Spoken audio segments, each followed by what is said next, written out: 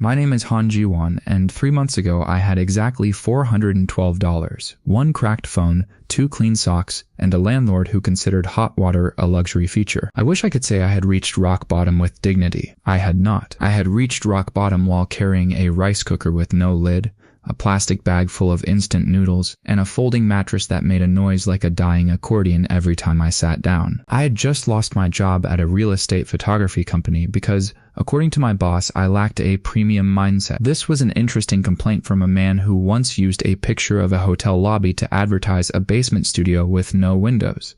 Either way, I was unemployed. My old apartment was gone. My savings had evaporated. And the only place I could afford was a $400 a month unit in a building called Royal Crown Residence. There was nothing royal about it. There was barely a residence. The building leaned slightly to the left as if it was tired. The front gate was tied shut with a phone charger. One window had been replaced with cardboard. The elevator had a handwritten sign saying, "Out of order until destiny changes." My unit was on the 4th floor. There were 6 floors. The stairs had 7 different smells. By the time I reached my door, I had aged emotionally. My landlord, Mrs. Kang, stood behind me with a clipboard and the expression of someone transferring ownership of a cursed sword. She told me the unit had character. The character was mold. She told me the kitchen had natural ventilation. There was a hole in the wall. She told me the bedroom was cozy. I could touch both walls at the same time. Then she pushed the lease toward me. $400 a month. 12-month contract. Legally registered residential unit. Full tenant rights. Repairs could be made with landlord approval, and anything permanently attached to the building became part of the property. At the time, that last sentence meant nothing to me. I signed. Mrs. Kang took my deposit, gave me 2 keys, and said that if I saw a rat wearing a red bottle cap,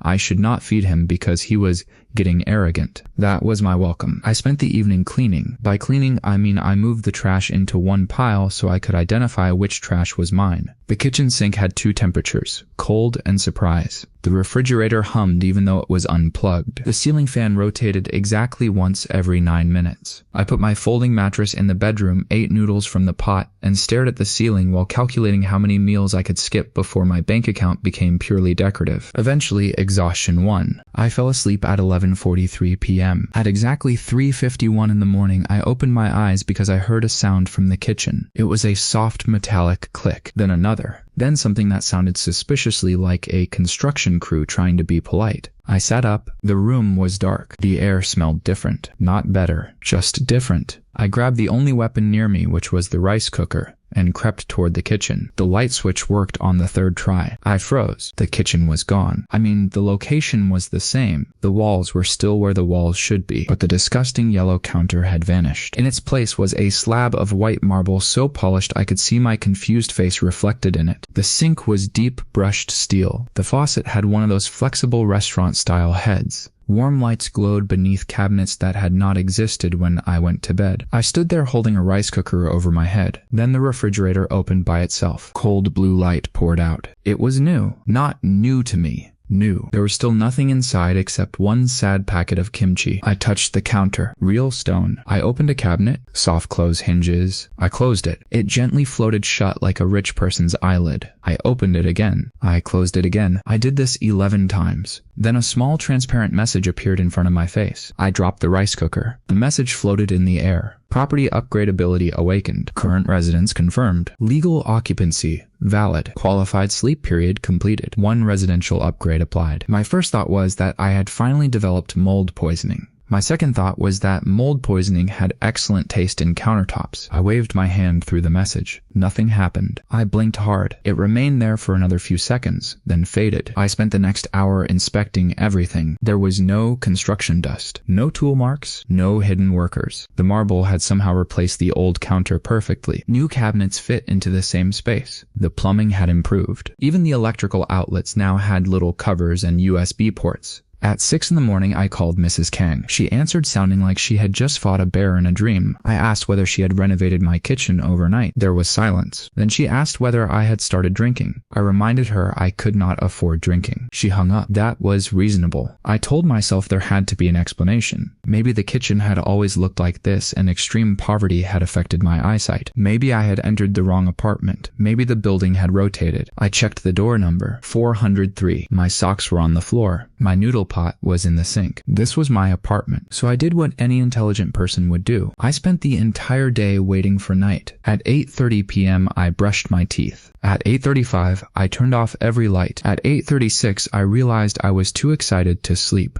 At 10:10, I was still awake. At midnight, I was staring at the ceiling with the intense focus of a man trying to force unconsciousness through violence. At 1:20, I searched my phone for how to sleep instantly without dying. At 1:34, I put on rain sounds. At 1:36, the hole in my wall allowed actual rain to join the recording. At some point, I finally passed out. When I woke up, my right arm was hanging off the mattress. Except it was not hanging off anything. There was floor beneath it. A lot of floor. I sat up. The bedroom had expanded. Yesterday, I could touch both walls. Now one wall was at least 15 feet away. The ceiling was higher. There was a recessed shelf with warm lighting. The tiny window had become a wide glass panel overlooking the alley. The exterior of the building had not changed. I ran outside, down the stairs, and around the side. From outside, my apartment was still the same width. I stared at the wall, then I went back inside. The bedroom was definitely larger. I measured it using my feet. It made no sense. The apartment had discovered extra space without taking any from the neighboring unit. My brain gave up. Another message appeared. Qualified sleep period completed. 1 residential upgrade applied. Spatial efficiency unlocked. I whispered,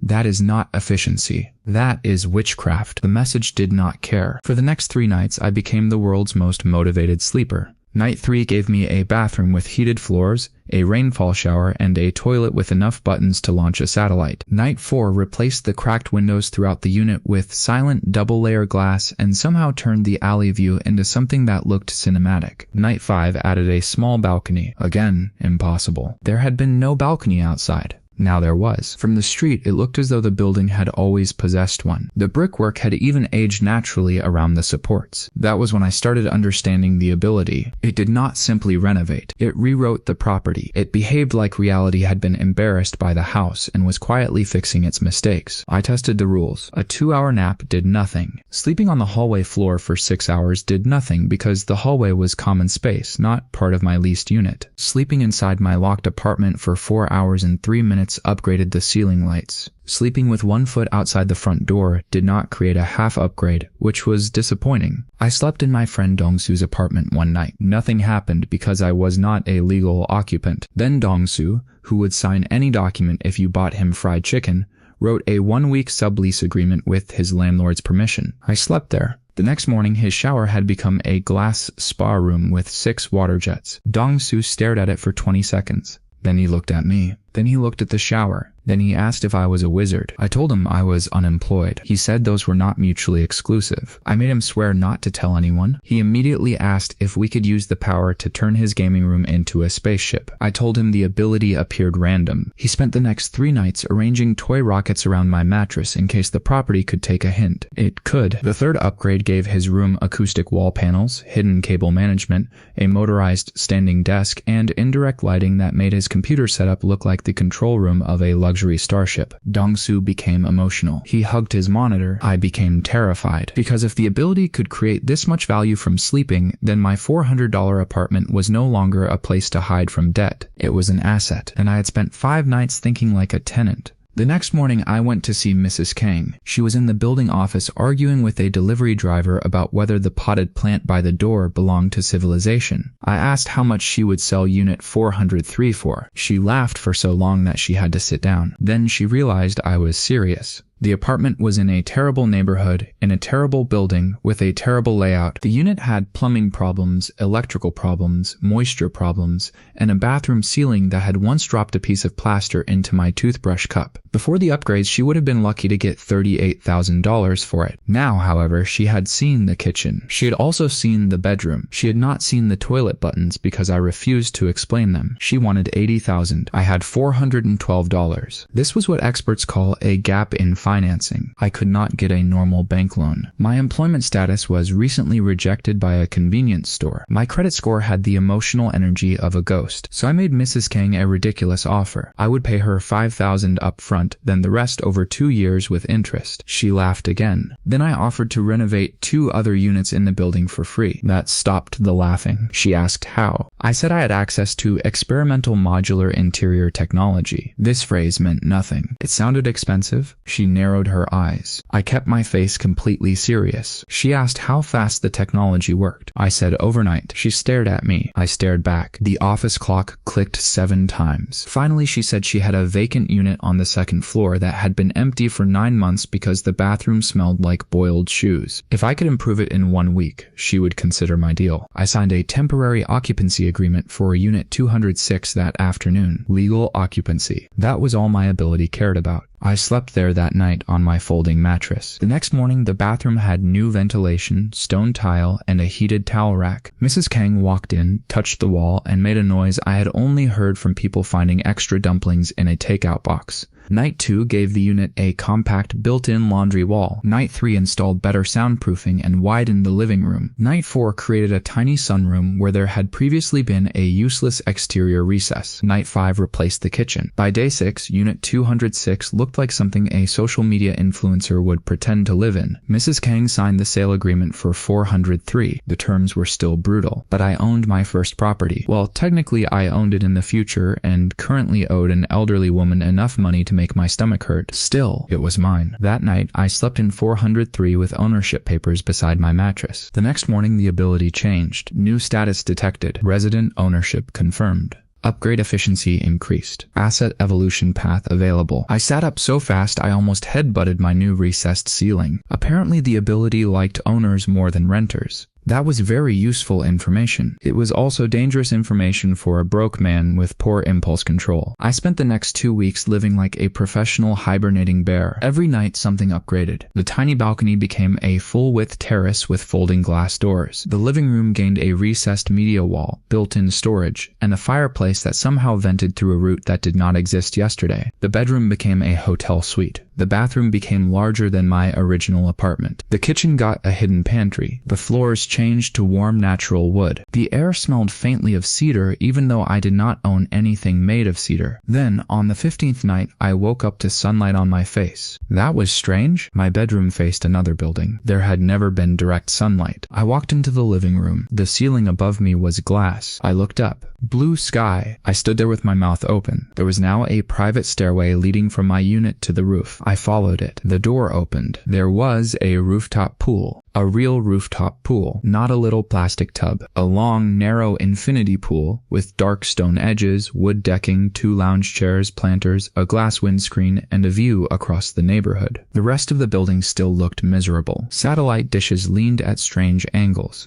Laundry flapped from rusty rails. A plastic bucket rolled across the far corner of the roof, and in the middle of all that sadness, my unit had somehow claimed a section of the rooftop and built a luxury pool like it was challenging poverty to a duel. Mrs. Kang came upstairs at 7:10 a.m. She had heard the circulation pump. She looked at the pool. She looked at me. She walked over. She dipped one hand into the water. Then she said very calmly that my experimental modular interior technology was beginning to make her nervous. I told her the technology was proprietary. That was my favorite word now. Whenever I did not understand something, I called it proprietary. She asked whether the roof could support the pool. I said yes. I had no idea. Then a message appeared in front of me. Structural integrity automatically optimized. I nodded confidently. Mrs. Kang assumed I was answering her. Perfect. The problem was that luxury attracts attention. The next day, a realtor named Seo Yuri arrived to list another unit in the building. She was 28, wore white sneakers that somehow survived the staircase, and had the dangerous eyes of someone who could calculate price per square foot while you were still saying hello. Mrs. Kang showed her my unit. I tried to stop them. I failed because Mrs. Kang had discovered bragging. Yuri walked into my kitchen and stopped. She touched the marble. She opened the pantry. She stepped into the expanded bedroom. Then she went up to the roof. Unlike Mrs. Kang, Yuri did not ask how the renovations happened. She asked how much I wanted. I told her it was not for sale. She said every property was for sale. I said mine was not. She looked around again and named a number. $180,000. My soul left my body, checked the number, then came back. The original unit had been worth less than $40,000. I had slept in it for a little over 2 weeks. I tried to act normal. I failed. My voice cracked while saying, maybe. Yuri smiled. She knew. 3 days later, she brought a buyer, a surgeon who wanted a city apartment with a private outdoor area. He offered $195,000. I sold. After paying Mrs. Kang the balance I owed, fees, taxes, and several expenses I had not known existed, I was left with more money than I had ever possessed. I sat in a cheap noodle restaurant staring at my bank balance. Dongsu sat across from me. He asked what the plan was. I said I was going to do it again. He raised one finger. Then he asked the question that changed my life. Why start with apartments? That night, we searched property listings, not nice houses. Nice houses were useless. I needed disasters, ruins, properties that made normal buyers close the website, houses with phrases like handyman special, bring your imagination, and value is in the land. I discovered real estate agents had many creative ways to say this building is trying to return to the earth. My favorite listing was $23,000. 2 bedrooms, 1 bathroom, small lot, 50 minutes outside the city. The roof had partially collapsed over the kitchen. The front porch leaned forward. One exterior wall was wrapped in a blue tarp. The listing photo included a chicken, not near the house. Inside it, I called Yuri. She asked if I had sent the wrong link. I told her I wanted to buy it. She asked why. I said I saw potential. She said she saw tetanus. I bought it anyway. The final price was $20,000. The inspector recommended demolition. The appraiser wrote poor condition so many times it looked personal. The previous owner handed me the key and said the back door did not lock because the back door did not fully qualify as a door. I loved it. I stood in the yard with Dongsu and Yuri, looking at my new investment. Dongsu said it looked haunted. Yuri said ghosts had standards. I said it was perfect. That first night, I legally moved in. The bedroom ceiling had a water stain shaped like a continent. The mattress sat on plywood because the floor dipped near the window. Wind entered through 3 separate locations. Something moved inside the wall. I told myself it was a mouse. Then it coughed. I decided not to investigate. The ability had one problem. I had to actually sleep. Knowing that one night could create tens of thousands of dollars in value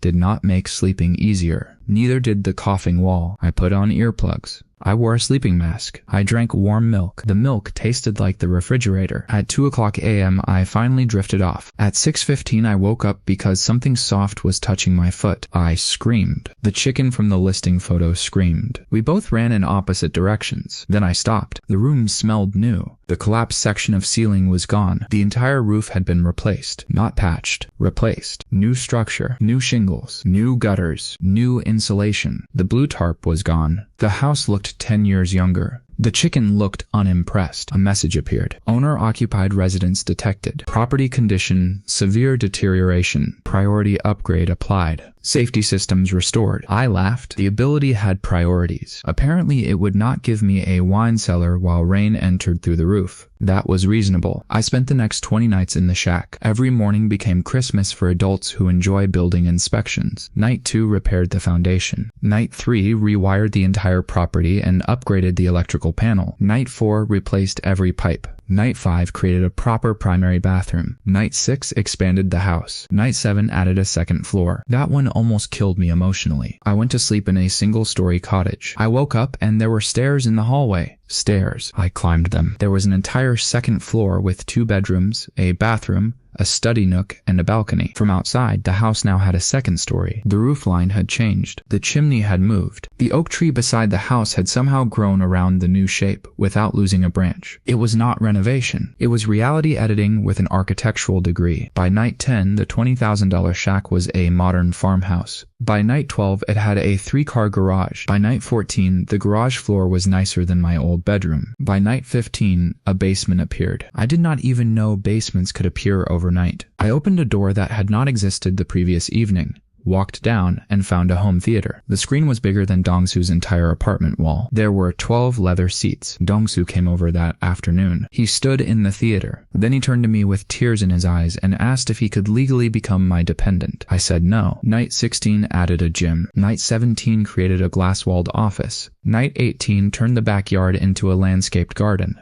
Night 19 added an outdoor kitchen. Night 20 gave me a pool. Not a rooftop pool this time. This one had a stone deck, a hot tub, a shallow lounging shelf, and little underwater lights. I stood beside it at sunrise wearing the same $10 sandals I had owned when I was broke. The contrast felt disrespectful. Then night 21 changed everything. I woke up to a message. Property milestone reached. Market category evolved. Basic residence to premium estate. New feature unlocked. Conceptual upgrades. Resident intention may now influence future improvements. I read it 3 times. Then I ran outside. The house was already beautiful, but now I could influence what came next. I needed to test it. So that day I focused on one thought. library. Not because I read many books. I wanted to see if it worked. That night, before sleeping, I imagined dark shelves, tall windows, rolling ladders, leather chairs, and one of those globes that opens into a bar. I did not know why the globe needed a bar. Luxury required mystery. The next morning, an unused corner of the second floor had become a 2-story library. It had a spiral staircase. It had a rolling ladder. It had a fireplace. It had the globe. I opened it. There was no alcohol inside. There were charging cables. My supernatural property power had invented a technology globe. I respected that. Now the business model became obvious. I would buy the worst property I could legally occupy. I would sleep there. I would guide the upgrades. Then I would sell it. There was only one tiny problem. People had eyes. The $20,000 shack now looked like a multi-million-dollar mansion. Neighbors had watched it transform. One old man across the road had started sitting on his porch at 5:30 every morning with binoculars. A woman 2 houses down posted online that a secret billionaire renovation cult had moved into the neighborhood. Someone else claimed the house had been 3D printed at night. One video showed my roofline before and after an upgrade.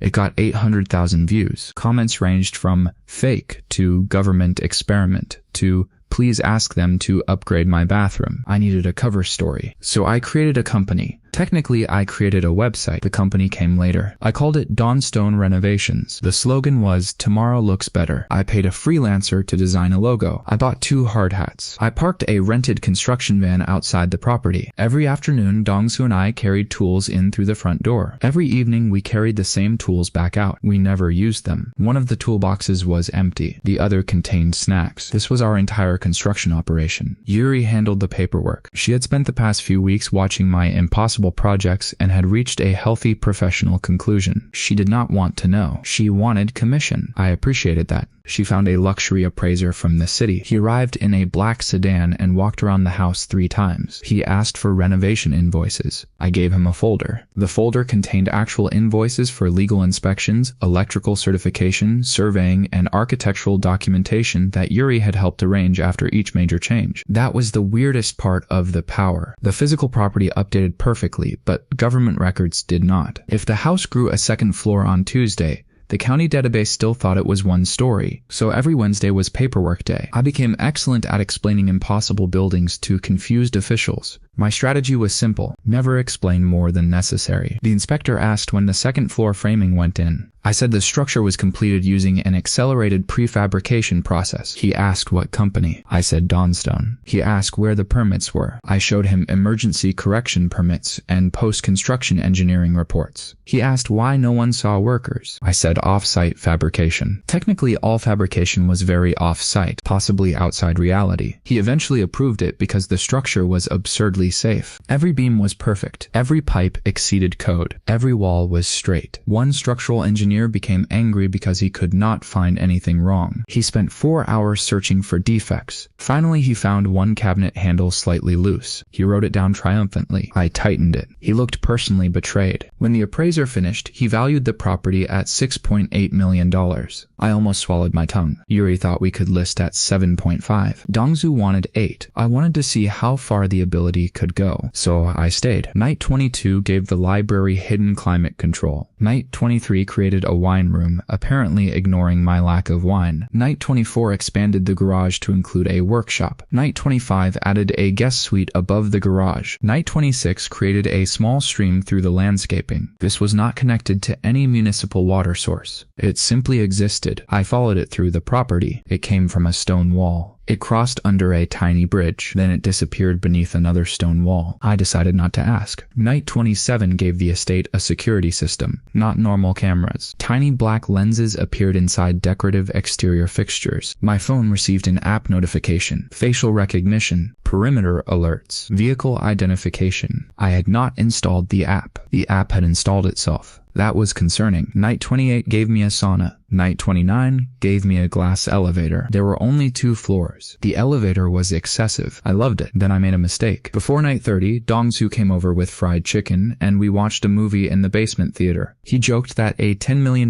mansion should have a secret room. I said maybe the ability could make one. He said I should imagine something ridiculous. I asked what. He said, Batman cave. I told him I was not going to waste an upgrade on a cave. Then I went to sleep. Unfortunately, the human brain is stupid. When someone tells you not to imagine a secret cave, you imagine a secret cave. At 4:40 a.m., I woke to a vibration beneath the bed. I thought earthquake. Then I remembered I lived in a supernatural mansion and thought something worse. I ran downstairs. Nothing. I checked the basement. Nothing. Then I noticed one wall in the theater had changed. There was a small bronze button. I pressed it. The entire screen slid sideways. Behind it was a corridor. I stared at the corridor. I whispered several words my grandmother would not approve of. The corridor led downward, far downward. At the bottom was a vast underground garage carved into stone. It had polished floors, concealed lighting, a vehicle turntable, a workshop, a secure storage room, and a tunnel. A tunnel. I followed it for 200 feet. It ended behind a disguised panel in a wooded section at the edge of the property. Dongsu arrived at 7 o'clock a.m.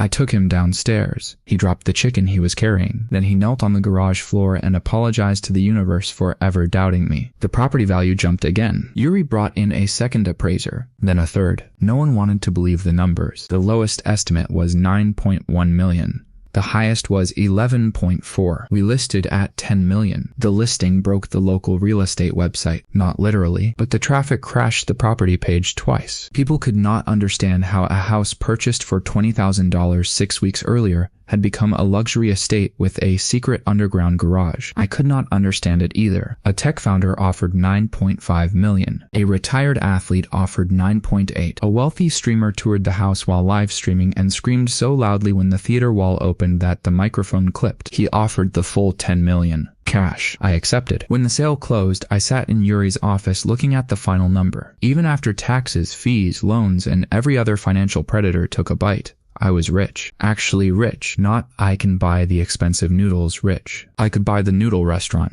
Dongsu suggested we celebrate by renting a yacht. I said no. He suggested we buy a sports car. I said no. He suggested we buy a convenience store so he could eat free ice cream. I said that was not how business worked. He said I had become boring. Then my ability displayed a message I had never seen before. Cumulative property value created. Milestone reached. Ability rank increased. New rule available. 1 additional legal residence slot unlocked. Maximum simultaneous residences. 2. I stopped breathing for a moment. Until then, I had been forced to live in one place at a time. Now I could legally occupy 2 properties. I could alternate nights. 2 projects, twice the upgrades, twice the profit. Dongsu looked at my face and immediately understood something had happened. He asked how bad it was. I smiled. I told him we needed 2 terrible houses. He smiled back. That was the day Dawnstone stopped being a weird side hustle. That was the day I became a professional sleeper. I learned very quickly that becoming rich does not cure stupidity. It gives stupidity a budget. My first purchase after the $10 million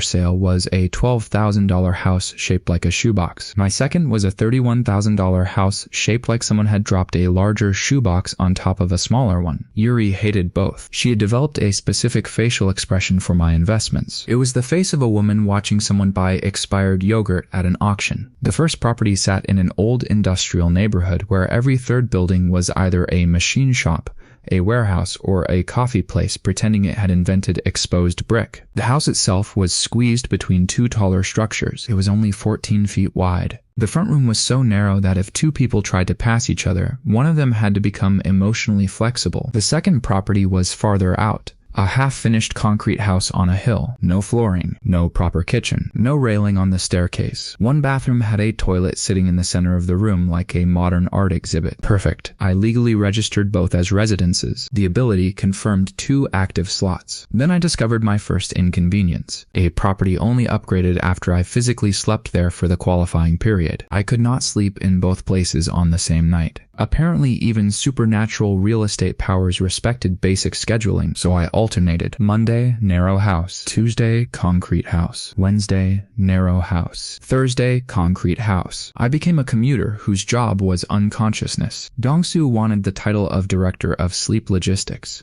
I gave him the title because it cost nothing. He printed business cards. The narrow house upgraded in the strangest way. Because it had almost no horizontal space, the ability began going vertical. The first upgrade raised the ceiling. The second created a mezzanine. The third added a slim staircase along one wall. The fourth added another floor. By the sixth night, my 14-foot wide wreck had become a 4-story townhouse. From the street, it looked like a sleek blackened brick tower squeezed between two older buildings. Inside, every inch was used. The stairs had storage drawers. The kitchen island could slide, a dining table folded out from a wall. The living room had a double-height ceiling. The top floor opened to a roof garden. There was even a tiny glass elevator. The ability clearly liked elevators now. I suspected it had become spoiled. The Hill House took a completely different direction. Its first upgrade finished the concrete. Its second expanded the windows. Its third added terraces. Its fourth carved an infinity pool into the slope. Its fifth added a cantilevered bedroom that extended out over the hill. I stood inside that bedroom looking through floor-to-ceiling glass at the valley and wondered whether gravity had signed paperwork I had not seen. After 2 weeks, both properties had tripled or quadrupled in size. Dawnstone Renovations suddenly had a problem. We had no employees. People kept asking to hire us.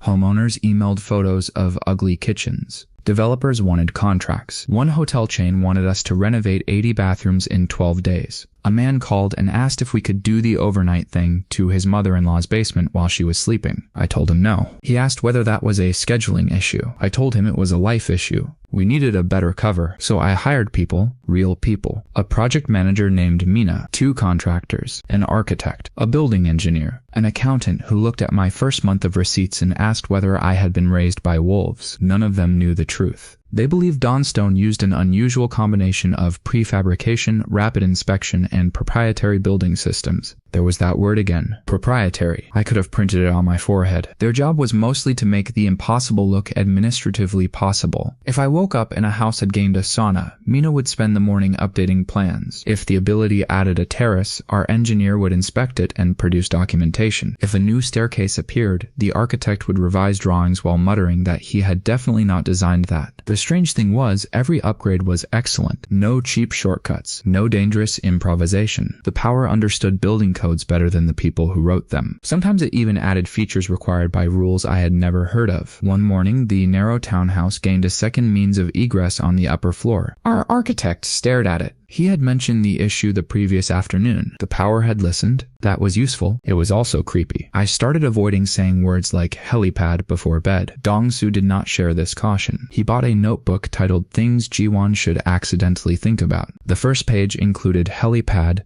shark tank, rotating bedroom, indoor waterfall, secret noodle kitchen, and maybe a small volcano. I confiscated the notebook. He bought another. The 2-house strategy worked. Within 7 weeks, I sold the narrow townhouse for $3.2 million and the Hill House for $4.7 million. The profit was smaller than the mansion, but the speed was absurd. I had discovered the real advantage of the ability. I did not need to wait for renovations. I did not need crews. I did not need materials. I only needed legal occupancy and sleep. So I began hunting properties that normal investors hated. Fire damage, flood damage, bad layouts, ugly additions, failed renovations, houses beside loud roads, houses with tiny lots, houses where every wall was painted a different emotional crisis. I avoided properties with major legal disputes because magic could improve a bathroom but not erase a lawsuit. I also avoided anything occupied by tenants. The ability was mine. The inconvenience did not need to become someone else's problem. Within 6 months, Dawnstone owned 11 properties at various stages. I could only upgrade 2 at a time, so I rotated through them, and then I met the first person who truly became a problem. His name was Kwon Tae-ho. He was a real estate influencer. That sentence alone should have warned me. He had 2 million followers, perfect hair, expensive teeth, and a video channel where he toured luxury houses while pointing at things and saying they were clean. A 40-foot marble hallway, clean. A kitchen with imported stone, clean. A swimming pool hanging off the side of a mountain, very clean. He also flipped houses. Unlike me, he did it publicly. His company bought ugly properties, renovated them quickly, filmed the process, and sold them for large profits.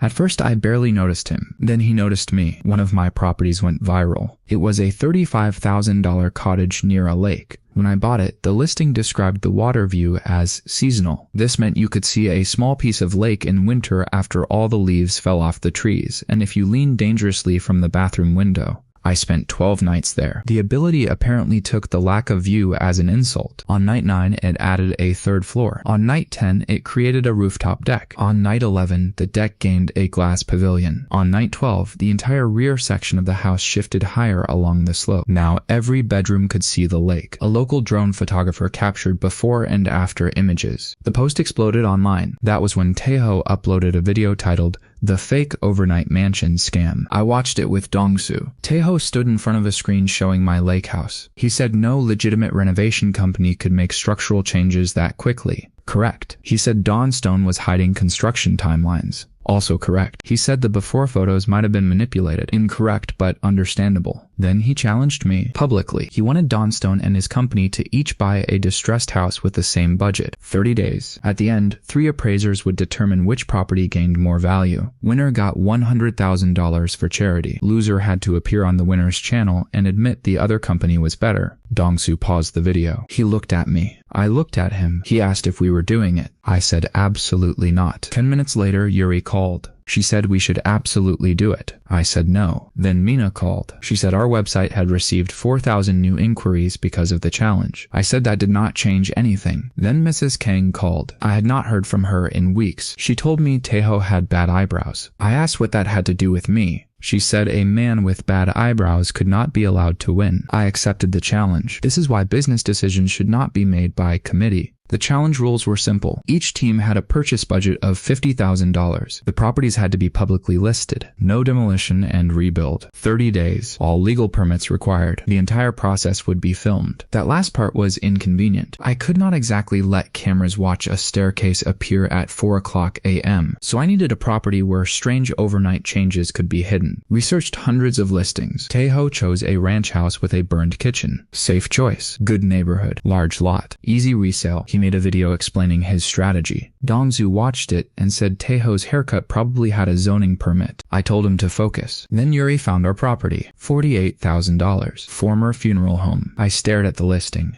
I asked if she was joking. She said the property was legally converted to residential use 8 years earlier. Huge building. Terrible location, ugly exterior, basement, parking lot, and because of its history, buyers avoided it. Dongsu asked whether ghosts counted as tenants. Yuri told him to stop helping. I bought it. The challenge began on a Monday. Taeho arrived at his property with 15 workers, 3 trucks, 2 cameras, and a drone. I arrived at mine with Dongsu, Mina, 1 rented dumpster, and my folding mattress. Taeho laughed when he saw the building. To be fair, it looked terrible. Flat roof, beige brick, tiny windows. The entrance had 2 columns that made the place look like a government office for sadness. Inside was worse. Long hallways, old carpet, random sinks, a giant basement room with no obvious purpose. Dongsu refused to go down there alone. I reminded him he was director of sleep logistics. He said the title did not include ghosts. The camera crew filmed my walkthrough. I pointed at rooms and talked confidently about adaptive reuse. I had no plan. That night, I slept in the former viewing room. I did not know it had been the viewing room until the next morning. Dongsu told me. I nearly fired him. The first upgrade transformed the exterior windows. Large modern glass panels appeared where narrow old windows had been. The camera crew arrived at 8. They were confused. We had covered the windows from inside with paper the previous afternoon. Our official explanation was that prefabricated window assemblies had been installed overnight. Technically, yes. By reality,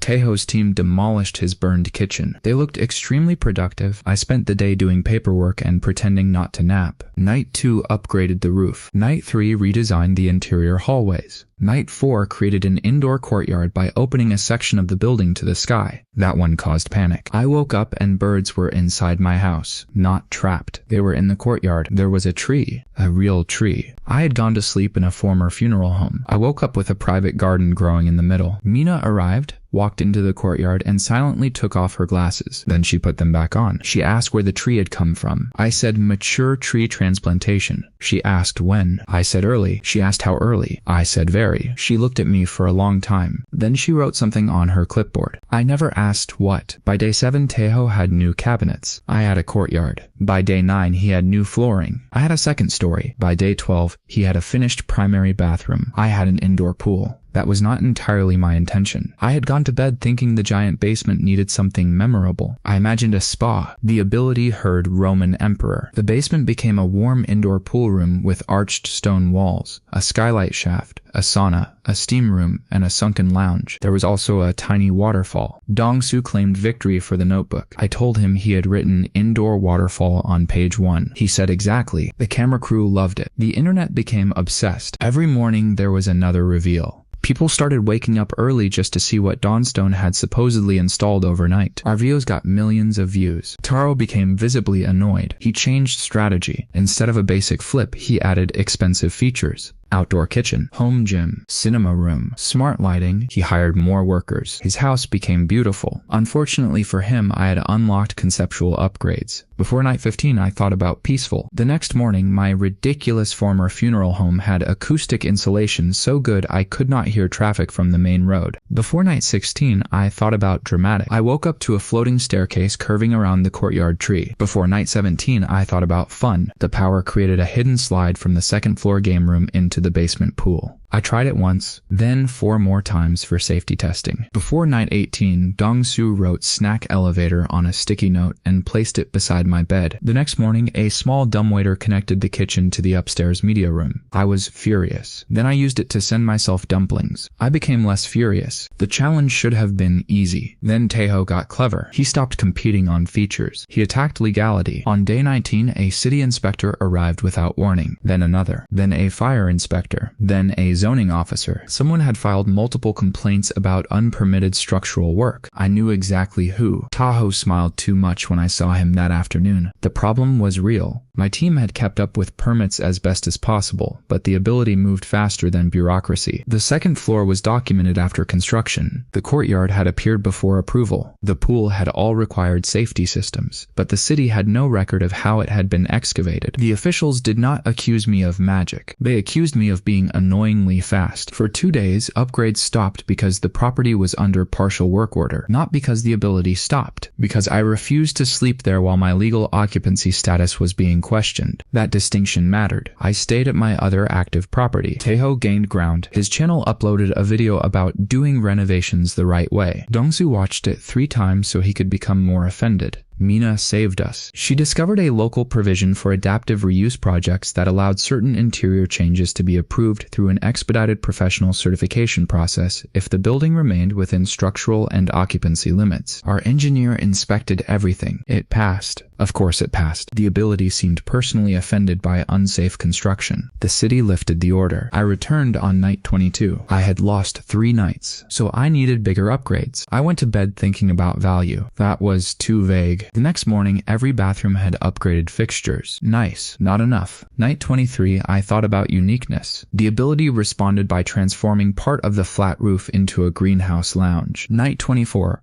I thought about entertaining. The backyard gained a covered dining pavilion and an outdoor fireplace. Night 25. I thought about something that no normal luxury house would have. This was a mistake. I woke up to a bowling lane. 1 lane. It ran along a former service corridor. There was automatic scoring. There were 6 balls. 1 had my name on it. I stared at it. I did not remember asking for personalized bowling equipment. Dong-soo bowled a strike on his first attempt and became unbearable. The internet loved the bowling lane. Taeho did not. On day 27, he announced his finished house. It was excellent. Clean design, huge new kitchen, pool, guest house, landscaping, 3-car garage. His original $49,000 wreck was appraised around $1.4 million. Under normal circumstances, that would have been absurd. The comments praised him. His confidence returned. I still had 3 nights. That evening, Yuri visited. She walked through my property slowly. The building was huge, but the exterior still looked slightly commercial. Beautiful commercial, but commercial. She said luxury buyers needed emotion. I asked what that meant. She said they needed to walk in and immediately imagine a life. I looked around. Indoor courtyard, pool, game room, bowling lane, greenhouse.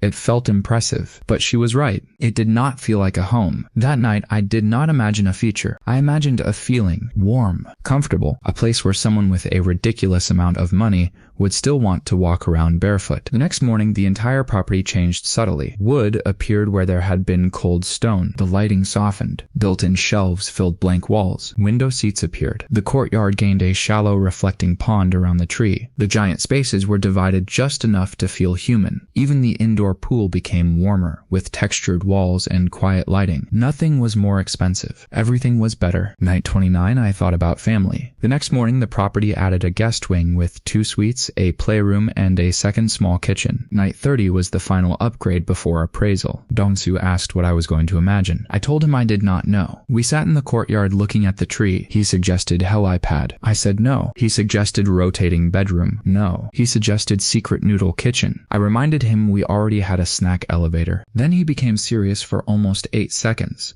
He said the building had spent years being a place people associated with endings. Maybe I should make it feel like a place where things started. That was unexpectedly poetic for a man eating cheese powder off his sleeve. I thought about it all evening. Then I went to sleep. I imagined sunrise. I woke before dawn. Nothing seemed different. I walked through the house. Still nothing. I went upstairs. The greenhouse lounge was unchanged. I checked the courtyard. Same tree. Same reflecting water. I thought maybe the final night had failed. Then sunlight appeared. A thin golden line crossed the floor. I followed it. The eastern exterior wall had transformed. The old building had faced the wrong direction. Now a long section of the upper floor opened toward the morning sky through layered glass terraces. As the sun rose, light traveled through the house. It reflected from the courtyard pond. It reached the living room, then the kitchen, then the upstairs hall. The architecture had been redesigned around sunrise. It was not the most ridiculous upgrade. It was the first one that made Yuri stop calculating. She just stood there quietly. Then Dongsu ruined the moment by sending a breakfast sandwich up the snack elevator. At the final appraisal, Taeho arrived wearing a suit. I wore a Dawnstone hoodie because I had overslept. 3 appraisers inspected both properties. The results were announced on livestream. Taeho's house, 1.45 million. My property,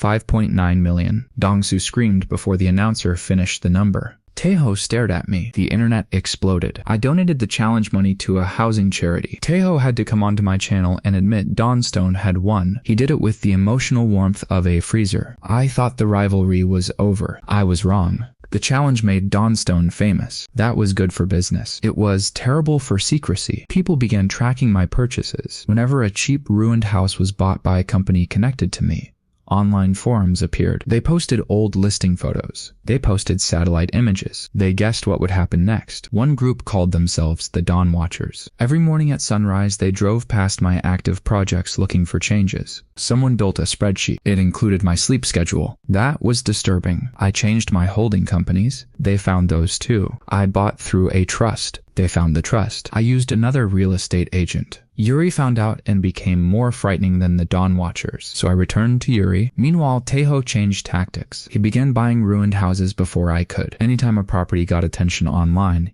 he appeared. I found a burned Victorian for 60,000. He offered 80. I found a collapsed farmhouse. He offered cash. I found a strange little castle built by a dentist in 1983. He bought it before I could schedule the inspection. He did not know how my ability worked, but he knew one thing. I liked garbage, so he started buying garbage. This created the stupidest real estate bubble in local history. Destroyed houses began receiving bidding wars. A property with no roof sold 40,000 above asking. A house with a tree growing through the kitchen got 12 offers. One listing agent wrote, "Possible Dawnstone candidate," and the price doubled. I had accidentally made ruins expensive. This was bad. My entire business model depended on cheap misery. I needed a new strategy. So I stopped looking at houses. I started looking at places no one believed counted as houses. The first was a closed rural school. Too expensive. The second was an old train station converted to residential zoning. Interesting, but under contract. The third was a lighthouse keeper's cottage on a rocky point 4 hours from the city. The lighthouse itself was automated. The cottage had been empty for 12 years. Wind damage, salt damage, tiny rooms, terrible access road. No one wanted it. The listing price was 70,000. Taeho ignored it. Good. I bought it. Then something unexpected happened. At closing, I noticed the legal parcel description. The residence and the lighthouse sat on the same property. I owned both. I slept in the keeper's cottage. The next morning, the cottage windows upgraded. Normal. Second night, kitchen. Normal. Third night, roof. Normal. Fourth night, bedroom. Normal. Fifth night, I woke up and the lighthouse was taller. I stood outside in my pajamas staring upward. The old tower had gained an elegant observation room beneath the lantern. The stone exterior had been restored. A spiral balcony wrapped around the top. I received a message. Property upgrade applied. I suddenly understood. The ability did not care which structure I slept inside. It cared about the legally occupied property. If my residence sat on a parcel containing other structures, those structures could upgrade too. This was bigger than the second residence slot. This was a loophole, and I loved loopholes. I tested it carefully. The next night, I imagined connection. I woke up to a covered glass walkway linking the cottage to the lighthouse. Night 7 created a reading room inside the tower. Night 8 added a small guest house farther down the slope. Night 9 transformed an old storage building into a gym and sauna. Night 10 repaired the road. That was new. The ability was upgrading infrastructure. Night 11 buried the power lines. Night 12 improved the seawall. Night 13 created terraces along the cliff.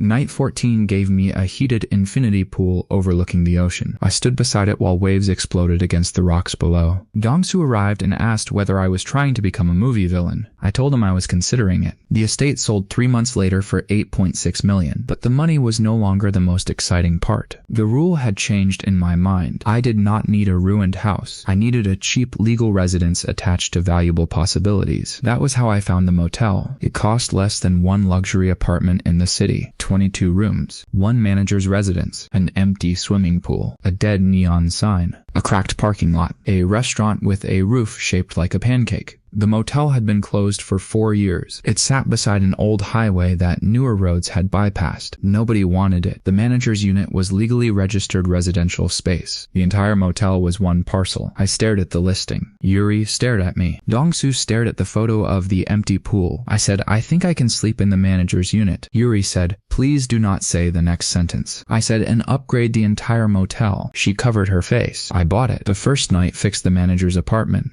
The second repaired the motel roof. The third replaced every exterior door. The fourth changed the windows. The fifth resurfaced the parking lot. Night 6 relit the sign. I had not chosen the design. The old sign said Moonlight Motor Inn. The upgraded sign was beautiful curved neon surrounded by stars. Dong-soo took 12 pictures. Night 7 renovated 6 guest rooms. Night 8 renovated 6 more. Night 9 finished the rest. Night 10 filled the pool. Night 11 transformed the pancake restaurant into a retro diner. Night 12 added landscaping. Night 13 created covered parking structures with solar panels. Night 14 added a small outdoor cinema lawn. Night 15 upgraded the lobby. Night 16 did something ridiculous. I woke up to find every motel room had a private outdoor soaking tub screened by plants. 22 soaking tubs. The plumbing alone should have been impossible. The ability did not care. By week 3, the dead roadside motel looked like a designer resort. People started stopping just to take pictures. I had not even reopened it. Then Mina gave me an idea. Why sell? We were making money flipping houses, but every sale ended the upgrades. If I kept a property, I could turn it into a business. So we reopened the Moonlight. At first, I worried no one would drive out there. Then Yuri posted photos. We sold out opening weekend in 4 hours. Guests loved the neon. They loved the tubs. They loved the diner. They loved the pool. One couple drove 3 hours because they saw the snack elevator from my challenge videos and asked whether the motel had one. It did not. Dong-soo placed a sticky note beside my bed. I threw it away. The next morning, the diner had a little conveyor window delivering food directly to a covered pool lounge. He claimed this was spiritually the same thing. The motel became profitable. Then the ability gave me another message. Operational property sustained. Resident-linked enterprise recognized. Upgrade category expanded. Hospitality features unlocked. I stared at the words. Apparently my magic house power had discovered hotels. That night, I went to sleep thinking about guest experience. The next morning, the motel had an underground service corridor connecting the rooms. Housekeeping could move laundry without crossing the guest areas. Mina almost cried. Not because it was beautiful, because it solved a staffing problem she had complained about for 2 weeks. I realized the ability was evolving based on how I used it. The more properties I upgraded, the smarter it became. The more value I created, the wider its definition of improvement. That should have made me cautious. Instead, I started searching for bigger properties. Very big properties. Yuri saw my search history. She called immediately. She said no. I said she did not know what I was looking at. She said I had searched cheapest abandoned resort for sale. I told her that could mean anything. She said it meant exactly one thing. Then Dong-soo sent a listing into our group chat. An abandoned mountain lodge, 40 cabins, main hall, old ski lift, Caretaker house. Price reduced 6 times. I stared at the screen. Then I smiled. Somewhere I imagined Yuri feeling a disturbance in the universe. The mountain lodge was called Silver Antler Resort. The name sounded expensive. The property looked like a bear had been using it as a scratching post. It sat 2 hours into the mountains at the end of a winding road that seemed personally offended by cars. The main lodge had a huge stone fireplace, broken windows, water damage, and enough dusty mounted animal heads to make me feel judged from every direction. The 40 cabins were scattered through pine trees. Some were usable, some were leaning.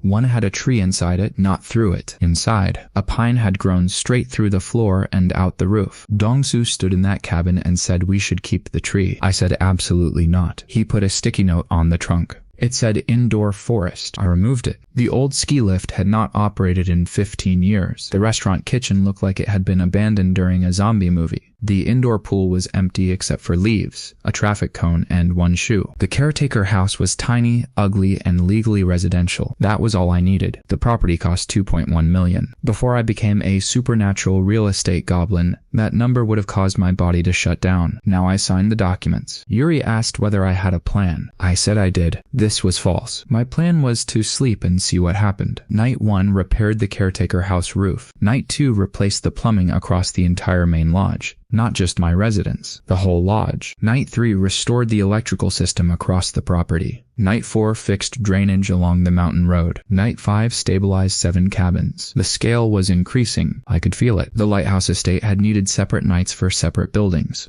Here, one upgrade touched multiple systems. By night 8, all 40 cabins were structurally sound. By night 10, the main lodge windows had been replaced. By night 12, the restaurant kitchen looked brand new. Then I made the mistake of going online. Taeho had discovered the purchase. Of course he had. He uploaded a video titled, "Dawnstone bought a dead ski resort. Here's why that makes no sense." He explained that the mountain was too low for reliable snow. The old lift was useless. The lodge was far from major tourist routes. The nearest town had one gas station and a bakery that closed whenever the owner felt tired. He said I had finally become addicted to publicity. That annoyed me. Not because he was right, because he said it while standing beside a sports car indoors. I put my phone down. I looked out the caretaker house window. No snow. He had a point. A ski resort without reliable snow was just a collection of expensive roofs on a hill. I could sell it after upgrades, but I wanted to prove the hospitality concept. I wanted people to stay. So before bed, I focused on one thought. 4 seasons. The next morning, the old ski lift was gone. That was alarming. The towers remained, but the chairs had disappeared. I drove up the mountain. At the top station, I found a platform. A long steel track began there. I followed it downward. The ability had converted part of the ski slope into an alpine coaster. Small gravity carts could run down the mountain on rails. The lift line had become a gondola system that carried people and carts uphill. I stared at it. Then a message appeared. Conceptual upgrade, 4-season recreation. I laughed so hard I had to sit down. The ability had heard no snow and responded with fine roller coaster. Dong-soo wrote it before any inspector arrived. This was irresponsible. I wrote it second. This was also irresponsible. We screamed all the way down. The property suddenly had a reason to exist. Night 14 created hiking terraces and lookout platforms. Night 15 added a suspended rope course through the trees. Night 16 upgraded the indoor pool. Night 17 added a glass-roofed hot spring room. There was no natural hot spring. There was now. I asked our engineer where the water came from. He said geothermally heated groundwater. I asked if that had been there before. He looked at me like I had asked whether mountains were optional. Apparently the geological survey now showed a thermal aquifer beneath the property. The ability had edited geology. I stopped asking questions. Night 18 renovated 12 cabins. Night 19, 12 more. Night 20. The rest. Each cabin got a slightly different theme. Forest, stone, modern, rustic. One had a hammock room. One had a copper soaking tub beside a window. One had a tiny reading loft. Cabin 17 had a staircase that led to a tiny rooftop glass cube for stargazing. Dong-soo booked it for himself before we opened. He did this using the resort website. We did not yet have a resort website. He had created one. His director of sleep logistics title had somehow expanded into director of whatever he felt like doing. Then the visitors started arriving. Not guests, watchers. People had followed my purchases online. They drove into the mountains and parked outside the gate. Some carried cameras. One man had a drone. Another wore a Dawnstone hoodie we had never manufactured. I asked where he got it. He said an online store. I checked. Someone had created fake Dawnstone merchandise. A shirt with my face on it said,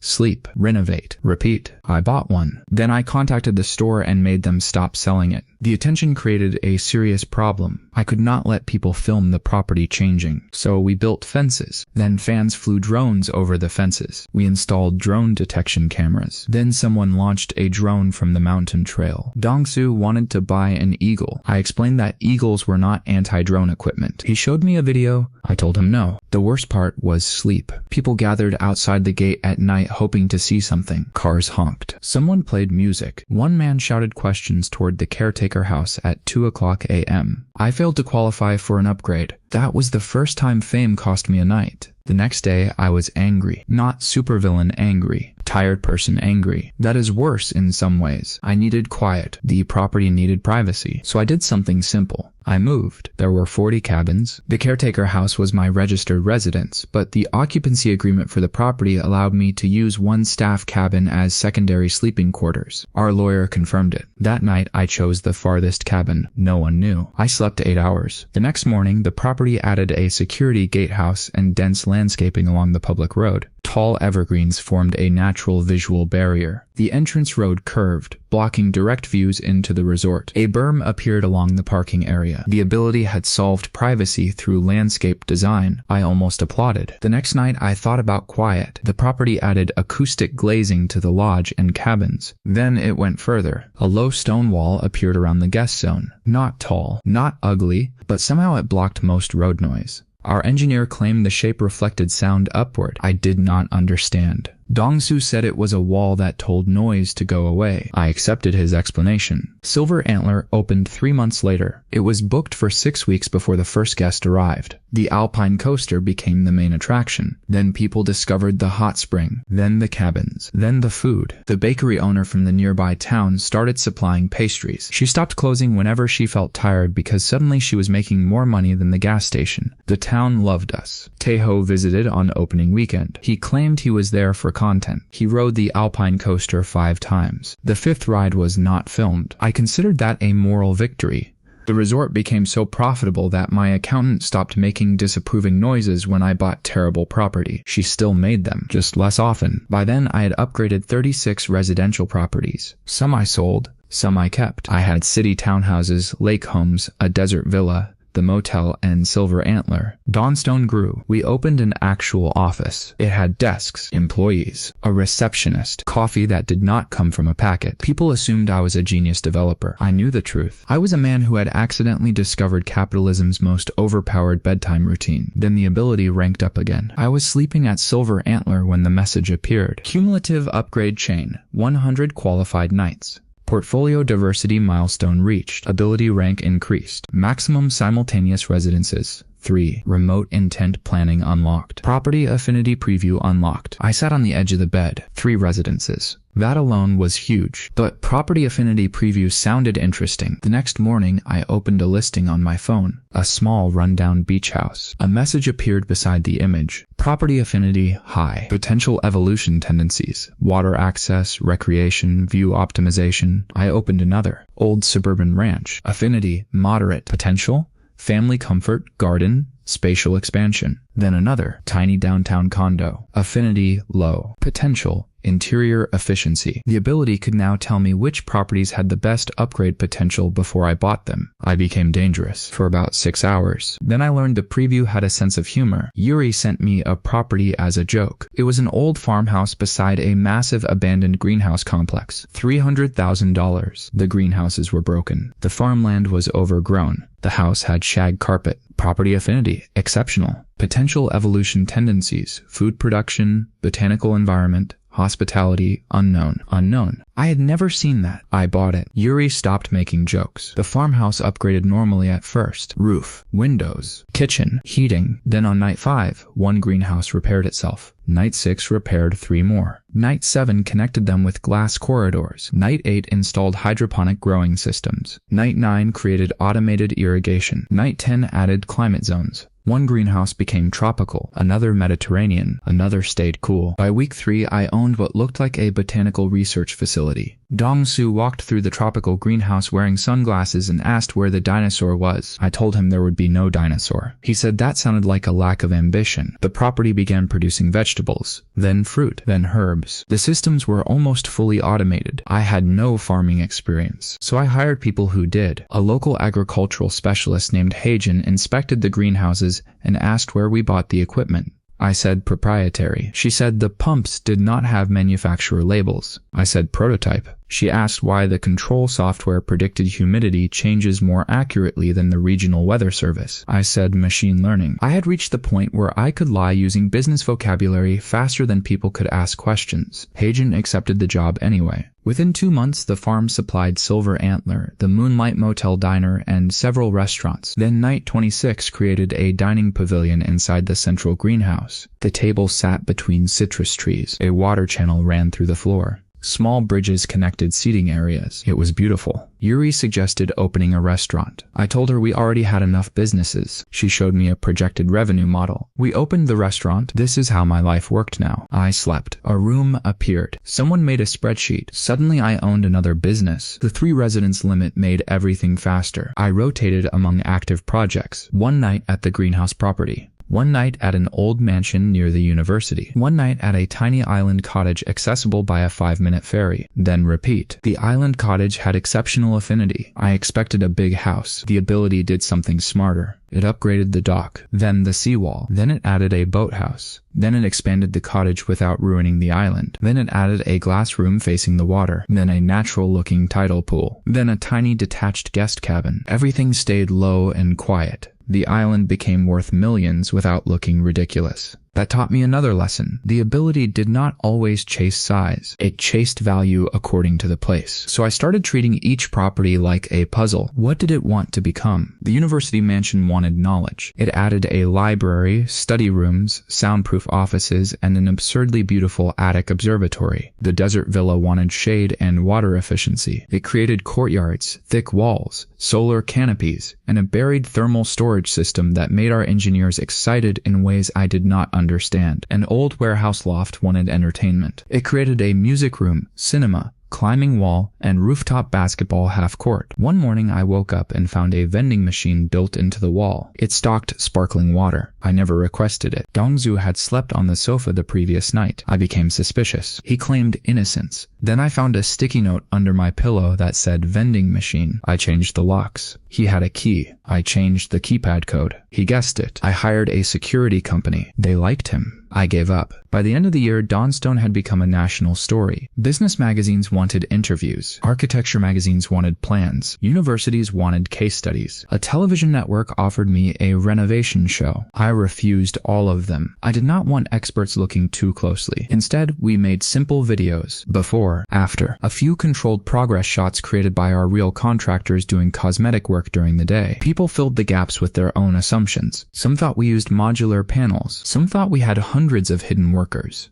Some thought the entire thing was artificial intelligence. One conspiracy channel said I had access to military construction robots. Dong-soo sent them an anonymous comment saying, "You are close." I made him delete it. Then a bigger problem appeared. Sleep tourism. Fans began booking rooms at my properties and asking to sleep in my bed, not my bed while I was in it. Thankfully, they believed the mattress itself caused renovations. The rumor began because an old video showed me carrying the same folding mattress into 3 different projects. The mattress had become famous. It was the same cheap mattress I had owned since the $400 apartment. I kept using it because I was sentimental. Also because I had become superstitious. People noticed. Someone freeze-framed the logo. The manufacturer had discontinued the model. Used versions began selling online for hundreds of dollars, then thousands. One seller claimed his mattress may have previously been near Jiwon. It sold for $1,200. Dong-soo found one listing for $8,000. He said I should auction mine. I said never. He asked if I loved the mattress. I said it had been with me since I was poor. He became quiet. Then he asked if that meant he could have it in my will. I told him to leave. The mattress mattress rumor gave Taeho a new idea. He bought the same model. Then he filmed himself sleeping on it inside a ruined house. The next morning, nothing had changed. Obviously. He uploaded the video anyway and declared the mattress theory false. I appreciated him for the first time. Then he said Dawn Stone was probably using some other gimmick. Appreciation over. He remained obsessed with finding my secret. He began attending property auctions where I appeared. At one auction, I wanted an old brick mansion with severe water damage. Opening bid, 100,000. I bid. Taeho bid. I raised. He raised. We passed 200,000. Yuri kicked my ankle. I stopped. Taeho won at 240,000. He smiled at me. I smiled back. Because the mansion's affinity preview had been low. The property I actually wanted was the next lot. A tiny caretaker cottage behind an abandoned botanical event venue.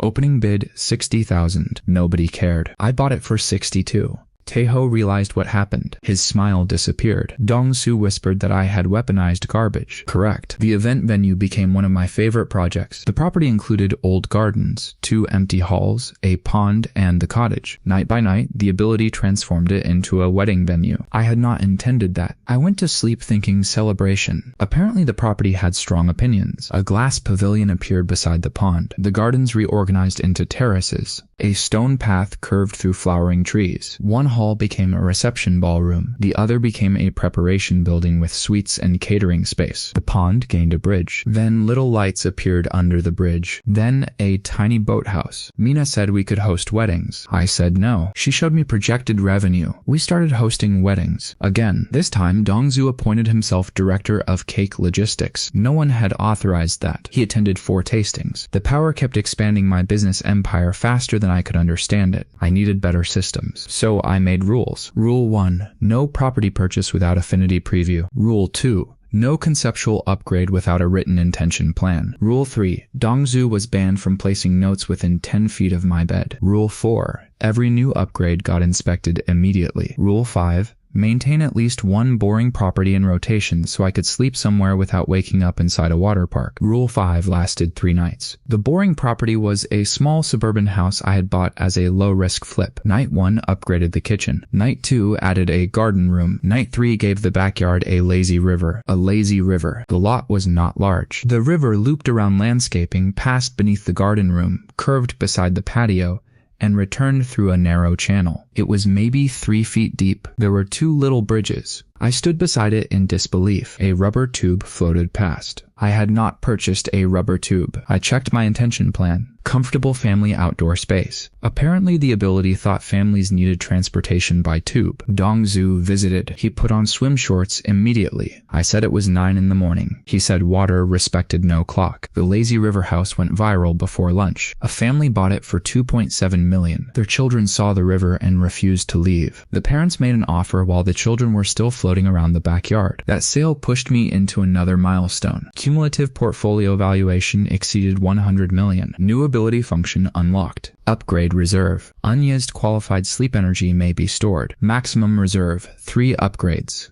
I read the message slowly. Stored upgrades. That meant if I slept in a property that did not need immediate changes, I could bank the upgrade, then use it later. I tested it. I spent 1 night at Silver Antler, which was already highly developed. Instead of applying an upgrade, I selected reserve. 1 stored. Next night at Moonlight. 2 stored. Third at the greenhouse farm. 3 stored. Then I activated a new property. An old 3-bedroom house beside a golf course. Nothing special. Affinity high. I slept there. 1 normal upgrade. Then I used all 3 reserves at once. The house shook slightly. Not dangerous. More like it cleared its throat. The kitchen changed. The rear wall expanded. A pool appeared. The garage grew a second bay. 4 upgrades in 1 morning. I stood in the living room and felt something I had not felt since the first marble countertop. Possibility. Not money. Not fame. Possibility. If I could bank upgrades, I could transform a property rapidly. I could also hide the timing. No more predictable 1 change per night pattern. That would make the Dawn Watchers miserable. Excellent. So I changed strategy again. I banked upgrades at mature properties. Then I spent them unpredictably. One morning, a ruined bungalow got no visible change. The next morning, it got 5 because I had slept there and spent reserves after my ability capacity increased again.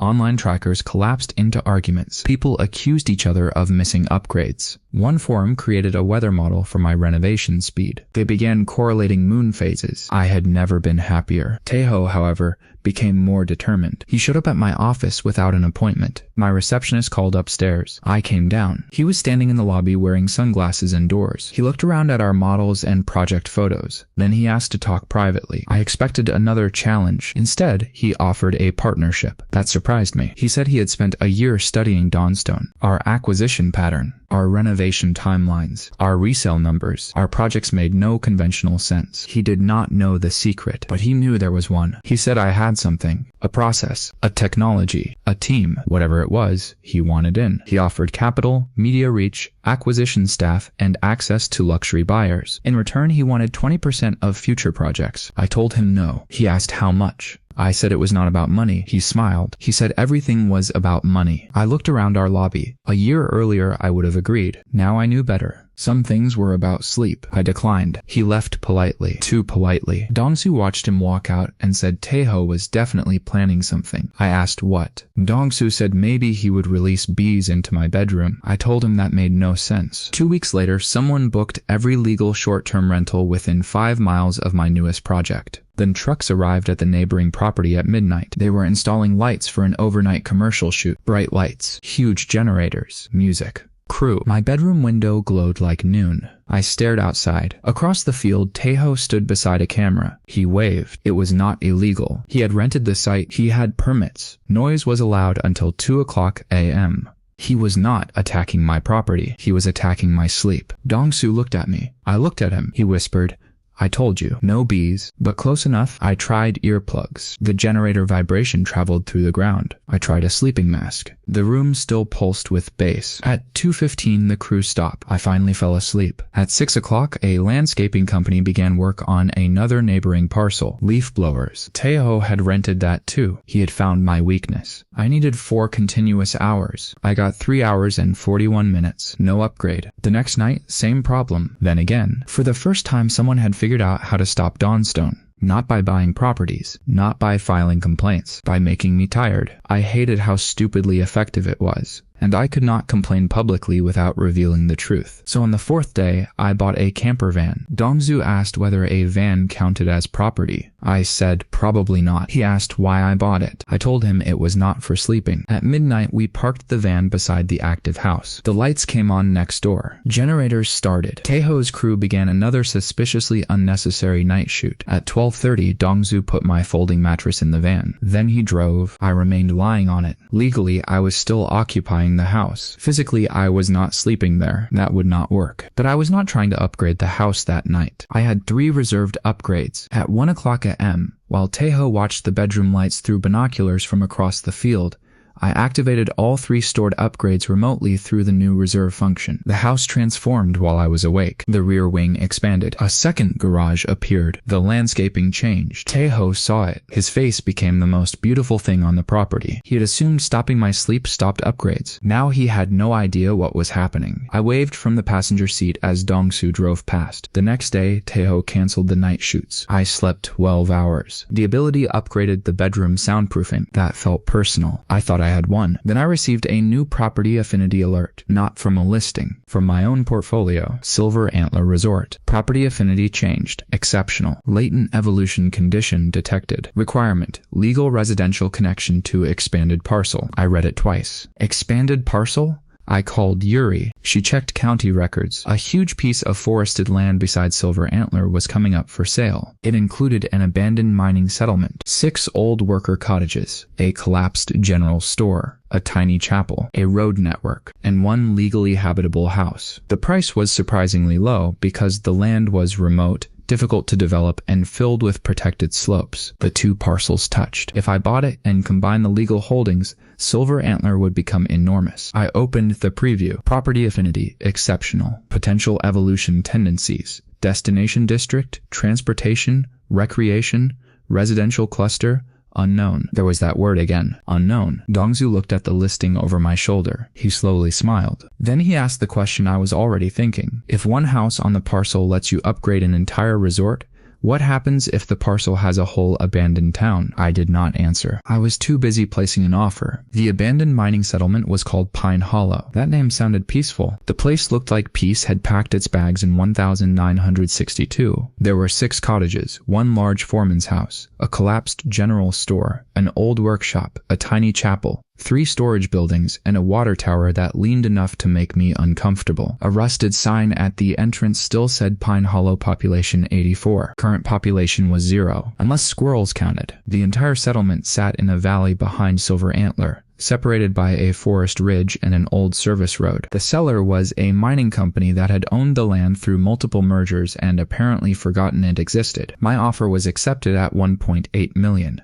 Then legal review discovered an issue. The foreman's house was registered residential. Good. The cottages were listed as former employee housing. Also good. But the settlement parcel was separate from Silver Antler. To trigger the expanded connection, I needed the properties legally combined. That process would take months. I did not have months. I had a stupid idea. This usually meant Dong-soo would support it. I asked our lawyer whether I could establish a legal access and operating easement between the properties, then register the foreman's house as staff housing connected to Silver Antler's resort operations. He stared at me. Then he asked why. I said operational efficiency. He asked what operation required me personally to sleep in an abandoned mining house. I said executive oversight. He stared longer. Then he did what lawyers do when rich clients say strange things. He billed me. 3 weeks later, the legal connection was approved. Not a full parcel merger, but enough for the ability. I moved into the foreman's house. The first night repaired the roof. The second restored the heating. The third stabilized the old cottages. The fourth rebuilt the general store. Not as a store, as a cafe. I had not asked for a cafe. The ability apparently understood that abandoned towns became less abandoned when people had pastries. The fifth night repaired the workshop and converted half of it into a bike rental center. The sixth rebuilt the chapel as an event hall. The seventh repaired the water tower. Then the message appeared. Connected operational district confirmed. Settlement evolution available. I sat upright. Settlement? Not property. Settlement.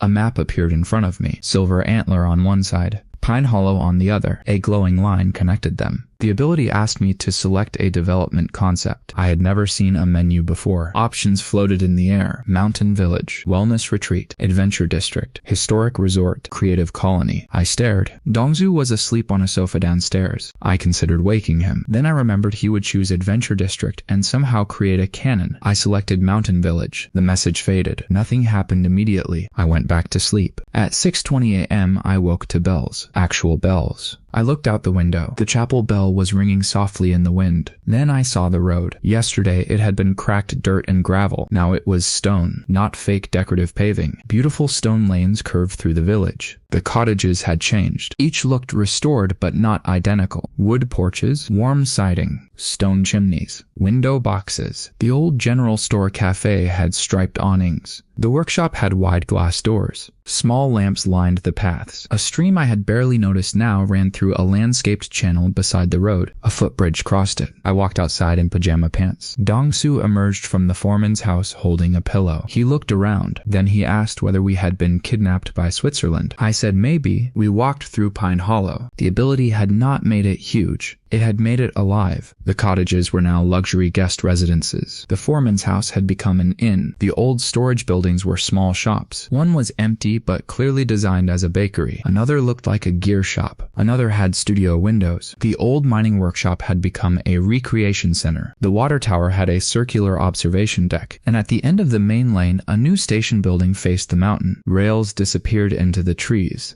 I followed them. They climbed the ridge toward Silver Antler. The ability had built a small electric mountain tram connecting the village to the resort. I laughed. Of course it had. Walking was apparently too ordinary. The tram had 3 cars, wood interiors, brass details, huge windows. Dong-soo pulled a lever he should not have touched. The doors closed. The tram began moving. Neither of us knew how to operate it. We spent the next 7 minutes standing very still while the car carried us through the forest. It emerged beside Silver Antler's main lodge. Guests eating breakfast on the terrace stared. We waved. The tram stopped perfectly. Dong-soo said we should pretend this had been planned. I agreed. By noon, social media knew. Silver Antler guests filmed the first tram. The comments went insane. People wanted to book the village much before it was even open. We had no booking system. Dongsu created one by dinner. I needed to stop underestimating him. Pine Hollow became a destination inside a destination. Guests could stay in the village, ride the tram to the resort, use the hot spring, ride the alpine coaster, hike the ridge, then return for dinner. Night by night, the ability added details. A small bathhouse, a bakery kitchen, a fire pit plaza, a children's play area that looked like a miniature mining camp,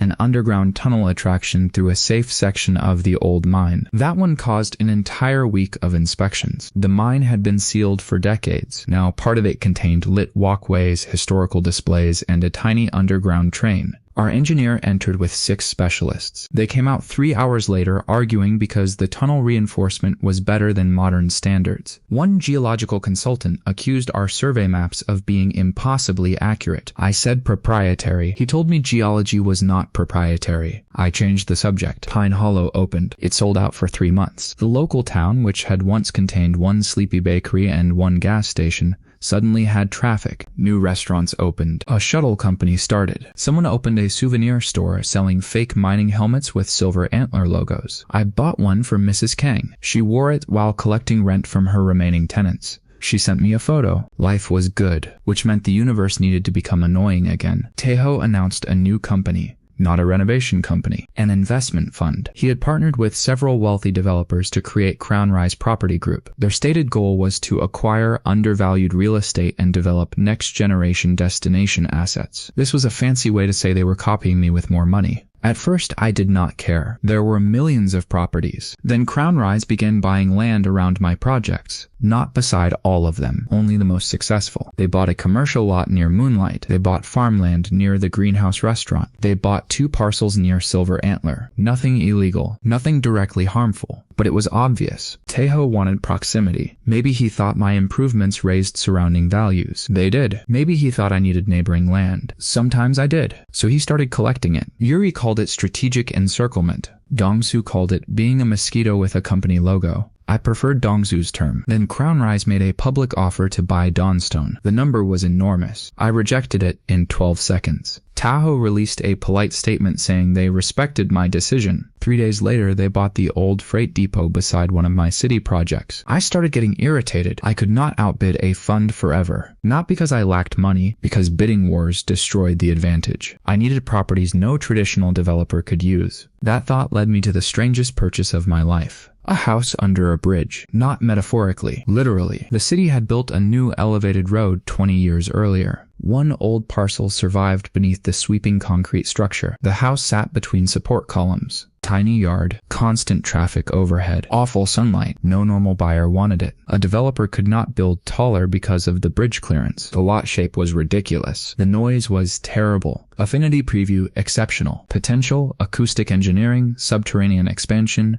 urban retreat, unknown. I bought it for $90,000. Taeho did not bid. He posted a laughing emoji under the news article. I printed the emoji and taped it to my refrigerator. Motivation. Night 1 upgraded the roof. Night 2 soundproofed the entire house so completely that I could no longer hear the highway. Night 3 expanded downward. A basement appeared. Night 4 added another underground level. Night 5 created a sunken courtyard beside the house, open to the sky through a gap between bridge ramps. Night 6 turned the lower basement wall into textured stone. Night 7 created an indoor garden with artificial daylight panels. Night 8 added a reflecting pool. By Night 10, most of the luxury space was underground. The tiny, ugly house above became an entrance pavilion. Visitors stepped inside, descended a dramatic staircase, and entered a giant hidden residence beneath the city. There was a pool, gym, cinema, courtyard, library, 3-bedroom suites, even a garage accessed by a car elevator from the alley. From outside, it still looked like a stylish but modest 1-story home tucked beneath a bridge. Inside, it was a secret palace. The internet lost its mind. Architecture channels called it the underground mansion. Taeho deleted the laughing emoji. I sold it to a musician who valued soundproofing more than sunlight. The sale price was $12.4 million. That was when Crown Rise changed tactics again. Instead of competing with my purchases, they started copying my worst-looking concepts. They bought a narrow lot and built a vertical luxury home. They bought a roadside motel and renovated it. They bought an old industrial building and turned it into lofts. Their projects were good, very good.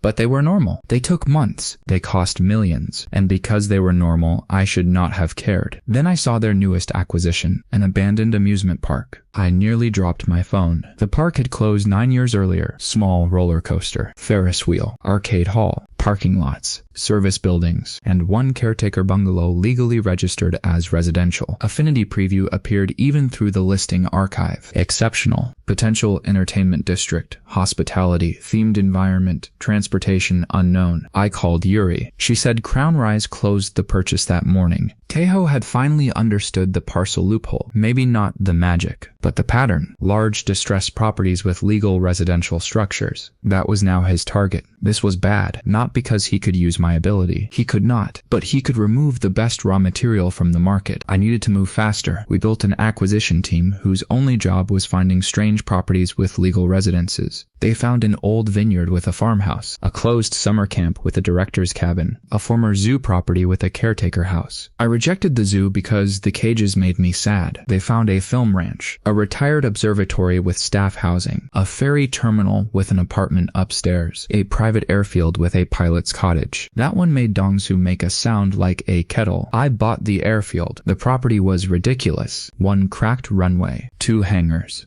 a small control building, an old pilot's cottage. The airfield had been used for agricultural flights and private aircraft decades earlier. Now weeds grew through the tarmac. The hangars contained pigeons. The control tower was only 2 stories tall. Affinity, exceptional. Potential, mobility, aviation hospitality, logistics, unknown. I legally moved into the pilot's cottage. Night 1 repaired the cottage. Night 2 resurfaced the runway. Night 3 renovated the hangars. Night 4 upgraded lighting and navigation systems. Night 5 created a proper terminal lounge. Night 6 lengthened the runway. That was a problem. The property boundary had not changed. The ability solved it by subtly curving the far taxiway and optimizing runway use, which our aviation consultant described as wild but technically acceptable. Night 7 added rooftop solar across the hangars. Night 8 added an underground fuel system. Night 9 created guest suites above the terminal. Night 10 transformed one hangar into an event space. I did not understand why every property eventually wanted to host weddings. Maybe weddings were nature's strongest commercial force. Night 11 added a flight simulator room. Night 12 created a viewing deck. Night 13 built a small road from the terminal to a hillside that had previously been unused. Night 14 put 6 luxury cabins on that hillside. Aviation resort, of course. I woke up owning an aviation resort. Dongsu booked flying lessons. He did not know how to fly. That was the point of lessons. I still did not like it. The bigger surprise came on night 15. I went to sleep thinking about connection. The next morning, a helipad existed. Dongsu celebrated like his team had won a championship. He had finally gotten the helipad. He wore the fake mining helmet while dancing on it. I regretted introducing him to money. The airfield became useful beyond tourism. Dawnstone could move staff between remote projects. Silver Antler guests could arrive by small charter aircraft. Luxury buyers flew in to tour rural estates. The property paid for itself surprisingly quickly. Then the ability ranked up. Transportation network established. 3 property synergy achieved. New function unlocked.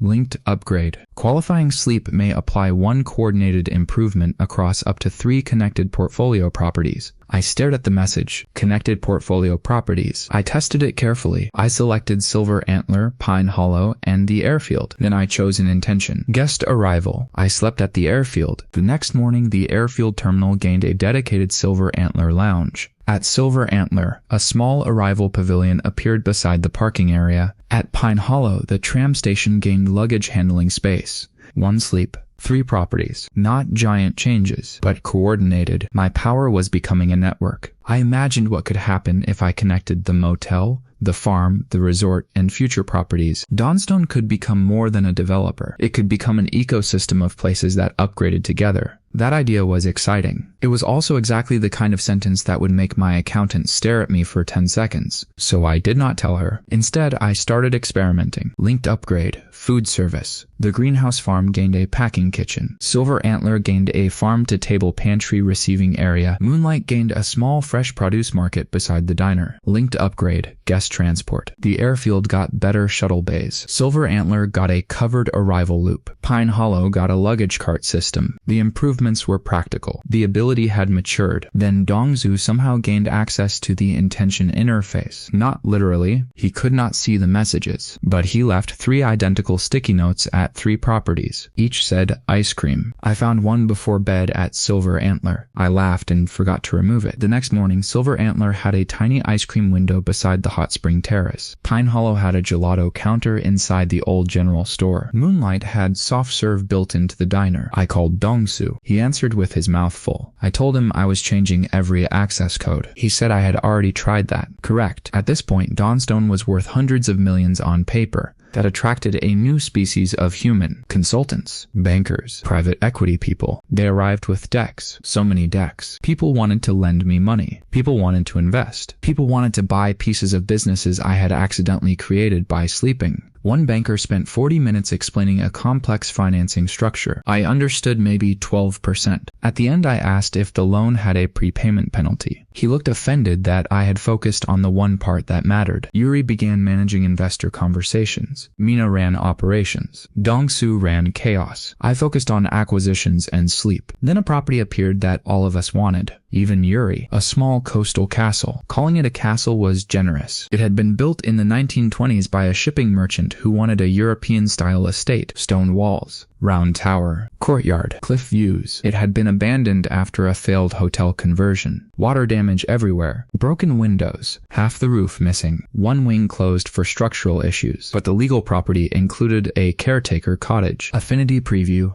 Exceptional. Potential, heritage luxury, coastal defense, subterranean space, hospitality, unknown. The asking price was 4.5 million. Crown Rise wanted it too. The bidding war began. Taeho called me personally. He asked whether I planned to overpay again. I asked whether he planned to buy another property he could not magically improve. I did not say magically. I caught myself. I said rapidly. He laughed. The bids climbed. 5 million. 6, 7. Yuri told me to stop. I stopped. Crown Rise won at 7.4 million. Taeho posted a photo from the castle courtyard holding the keys. I was annoyed for exactly 1 day. Then our acquisition team found something better. Not a castle. An entire fake castle neighborhood. 30 years earlier, a developer had planned a fantasy-themed vacation community around a small artificial lake. Only 12 houses were finished. Each looked like a tiny castle. Then the developer went bankrupt. The entrance gate remained. The roads remained. The clubhouse remained unfinished. Most lots were empty. One completed house had served as the caretaker residence. The whole development was now owned by a bank. Price, 3.9 million. I opened the preview. The message flickered. Property affinity, extraordinary. I had never seen extraordinary. Potential evolution tendencies. Themed residential district, hospitality, landscape transformation, commercial core, transportation, unknown, unknown. 2 unknowns. I called Yuri. She answered and immediately said, "What did you find?" I asked how she knew. She said I only called at 6:30 in the morning when I had found something terrible. I sent the listing. She was silent for a full minute. Then she said the words I never expected. Buy it before Taeho sees it. I bought it before breakfast. The property was called Kingdom Lake. Dongsu said that sounded like a mobile game. The entrance had 2 stone towers. One was cracked. The other contained a bird nest. The artificial lake was green. The 12 castle houses ranged from charming to ridiculous. One had fake battlements. One had a drawbridge over a decorative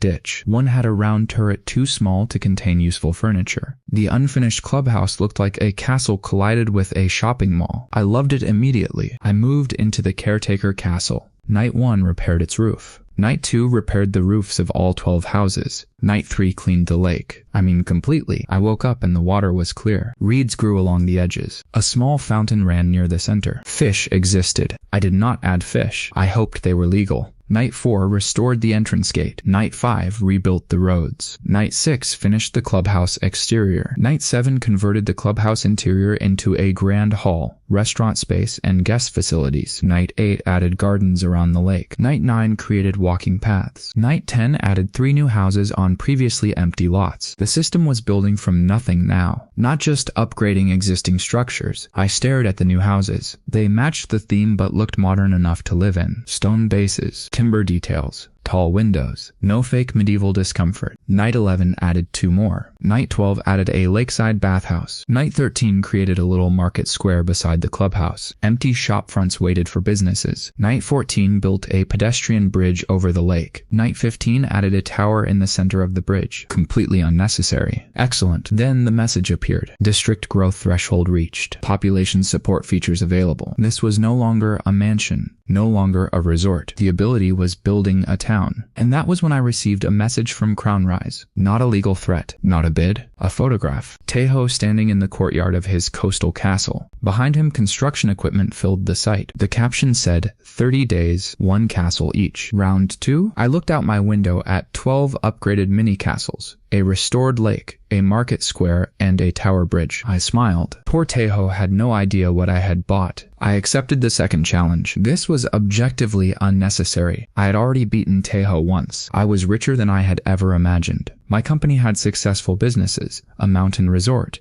a motel, a greenhouse restaurant, an aviation property, and a village with a tiny tram. There was no rational reason to participate, but he had used the word castle. I am not proud of how easily that worked. The rules were different this time. 30 days. No fixed purchase budget because both properties were already owned. At the end, a panel of hospitality experts, architects, and luxury brokers would evaluate 4 categories: design, guest experience, commercial potential, overall value created. Taeho's coastal castle had history and ocean views. Kingdom Lake had 12 fake castles and a pond that used to look like soup. He believed I was renovating one house. I did not correct him. For the first week, our public videos focused only on the caretaker castle. I showed a new kitchen, a restored turret, a beautiful bedroom, a small courtyard. Taeho's videos were much more dramatic. Cranes, scaffolding, stonemasons, imported windows. He announced an infinity pool overlooking the sea. His followers declared victory by day 6. Meanwhile, I kept sleeping. Night 16 at Kingdom Lake created 2 more houses. Night 17 added a stable-looking building that actually contained bicycles and electric carts. Dongsu called it the Electric Horse Barn. The name stuck. Night 18 expanded the market square. Night 19 added a small clock tower. Night 20 created a lakeside inn. That was huge. 3 stories, 40 rooms, each with balconies. The building looked like a fantasy palace designed by someone who understood fire codes. I walked through the lobby at dawn. A grand staircase curved beneath hanging lights. Tall windows faced the lake. There was a fireplace big enough to stand inside, though I did not test this. A reception desk waited with computers already connected to a property management system. The ability had become alarmingly good at business software. I wondered if it could do my taxes. I thought about that before bed. The next morning, nothing happened. Apparently, there were limits to magic. Night 21 added a spa. Night 22 created a lakefront boardwalk. Night 23 added 6 little shop buildings around the market square. Night 24 created a festival lawn. At this point, hiding the scale became impossible. Drone photos leaked. The internet discovered Kingdom Lake was not one castle. It was a district. Taeho called me. He did not say hello. He asked, "How many buildings are there?" I said I had lost count. This was true. He accused me of changing the challenge. I reminded him the rules measured the property. Kingdom Lake was one property. There was silence. Then he said I was annoying. I thanked him. His team accelerated. They announced a luxury hotel wing inside the castle grounds. Temporary modular suites arrived by truck. Landscaping crews worked around the clock. A glass restaurant was built facing the ocean. They installed a spa beneath the courtyard. His project became genuinely impressive. That was good. I wanted the challenge to be fun. I did not want to win against garbage. Then Kingdom Lake decided to become stupid. Night 25. I went to sleep thinking about a rival experience. I expected a better gate. Maybe valet parking. The next morning, a narrow stone train station had appeared beside the entrance. Tracks ran around one edge of the lake. I followed them. They connected the inn, market square, bathhouse, and far residential side. There was a miniature electric train, not a toy. A real narrow-gauge passenger train. 4 elegant carriages. A small locomotive designed to look old-fashioned while clearly being electric. Dongsu arrived wearing the mining helmet again. He had somehow kept it in his car. He appointed himself conductor. I told him that was not a real appointment. 10 minutes later, He had a conductor hat. I did not ask where it came from. He drove the train around the lake. Guests did not exist yet, but he waved anyway. The train made Kingdom Lake look like a fantasy theme park. I worried it had crossed into ridiculous. Then Yuri wrote it. She returned with a completely serious expression and said wealthy families would love it. That was all I needed. Night 26, I thought about adults. The ability created a quiet lakeside wine bar in a stone pavilion. Dongsu said the power had sensed my fear. Night 27, I thought about children. The next morning, there was a hedge maze. I entered. I got lost. I owned the maze. That did not help. Dongsu found me after 23 minutes. He had somehow reached the center before me. There was a fountain there shaped like a dragon. The dragon did not breathe fire. Good. It sprayed water from its mouth. Children would probably love it. Night 28, I thought about events. The festival lawn gained hidden power connections, lighting anchors, and a small performance pavilion. Night 29, I thought about the thing Taeho had that I did not. Ocean. I knew the ability could not create an ocean. Probably. I did not actually want to test that. I thought instead about water. The lake changed. A narrow channel appeared toward the far end. It led through landscaped rocks into a second, smaller pool at a lower level. That pool had warm water, a thermal bathing lagoon. Again, geothermal water had apparently decided to become available. At this point, my properties had suspiciously convenient geology. Night 30 arrived. Final night. Taeho posted a preview of his finished castle. It looked amazing. Restored stone, glass restaurant, cliff pool, luxury suites, gardens, underground spa. He had transformed a ruined estate into an exclusive coastal hotel. His supporters were confident. I looked at Kingdom Lake. It was already ridiculous. I could have used the final upgrade on another building, but I wanted something that tied everything together. So I thought about story. Not money, not luxury, story. People entering the gate, taking the little train, seeing the towers, crossing the bridge, eating in the market, staying at the inn, walking the maze, watching lights reflect on the lake. I fell asleep. At sunrise, music woke me, soft bells and strings. I ran outside. Nothing huge had appeared. No new tower, no giant palace. Then the clock tower rang. The sound traveled across the lake. At the same moment, small mechanical figures emerged from the tower. A little knight,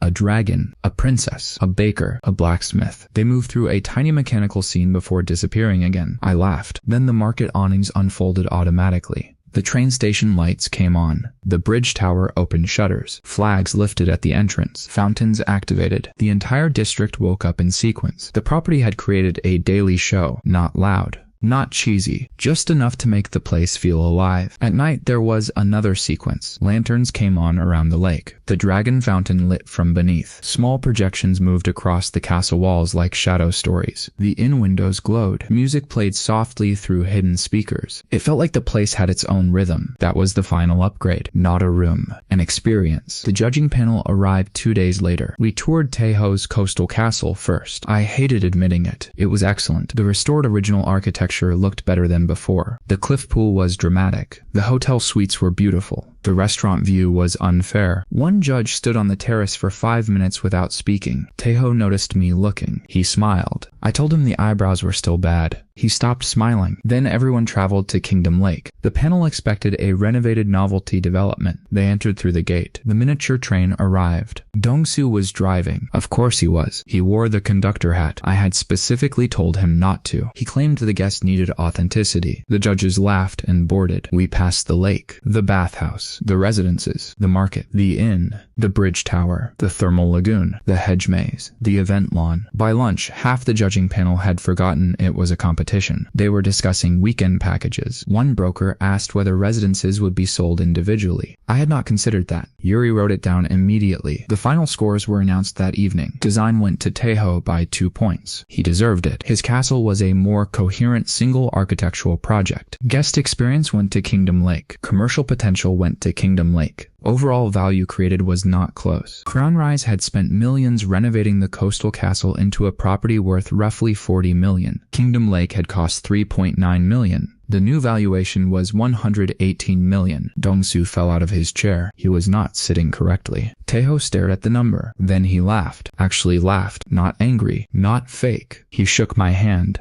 For one brief moment, I thought our rivalry had become friendly. Then he leaned closer and said he was going to figure out my secret. There it was, normality restored. Kingdom Lake opened 6 months later. We kept most of it. Some of the individual castle homes sold on long-term leaseholds. The inn operated under Dawnstone hospitality. The market square filled with businesses. A chocolatier opened one shop. A bakery opened another. Dongzu tried to convince me to open a store selling conductor hats. I refused. He did it anyway through a third-party vendor. They sold out opening weekend. I asked for a percentage. He called me greedy. I reminded him he was using my tiny magical train as marketing. He gave me a hat. We settled. The success triggered another ability milestone. District-level value creation confirmed. Maximum simultaneous residences, 5. Upgrade reserve maximum, 10. New function, directed allocation. Property level upgrade can be allocated to a selected structure or system within an eligible residence parcel. New function, blueprint echo. Successful upgrade concepts may be adapted to future properties at reduced upgrade cost. I stared at the message for so long that Yuri asked if I had frozen. 5 resident slots. 10 stored upgrades. Directed allocation. Blueprint echo. The power was becoming less random. I could aim it, not perfectly, but enough. The first thing I tested was Blueprint Echo. At Moonlight Motel, guests constantly requested the Silver Antler-style quiet rooms. I used one stored upgrade and selected acoustic comfort. The system offered an echo from the Underbridge House soundproofing. I accepted. The next morning, every motel room had significantly improved acoustic isolation. 1 upgrade, 22 rooms. That was enormous. Then I used the greenhouse automation concept at Silver Antler. The resort's kitchen got a compact hydroponic herb room. I echoed the Pine Hollow luggage system at Kingdom Lake. The inn gained an underground service route to the train station. The properties were teaching each other. I stopped thinking like a flipper. I started thinking like a collector of upgrade ideas. Every weird project could unlock something useful elsewhere, so I deliberately sought variety. A houseboat did not qualify because the legal classification was a vessel, not residential real estate. I tested it anyway. Nothing. Dongsu slept beside me on the boat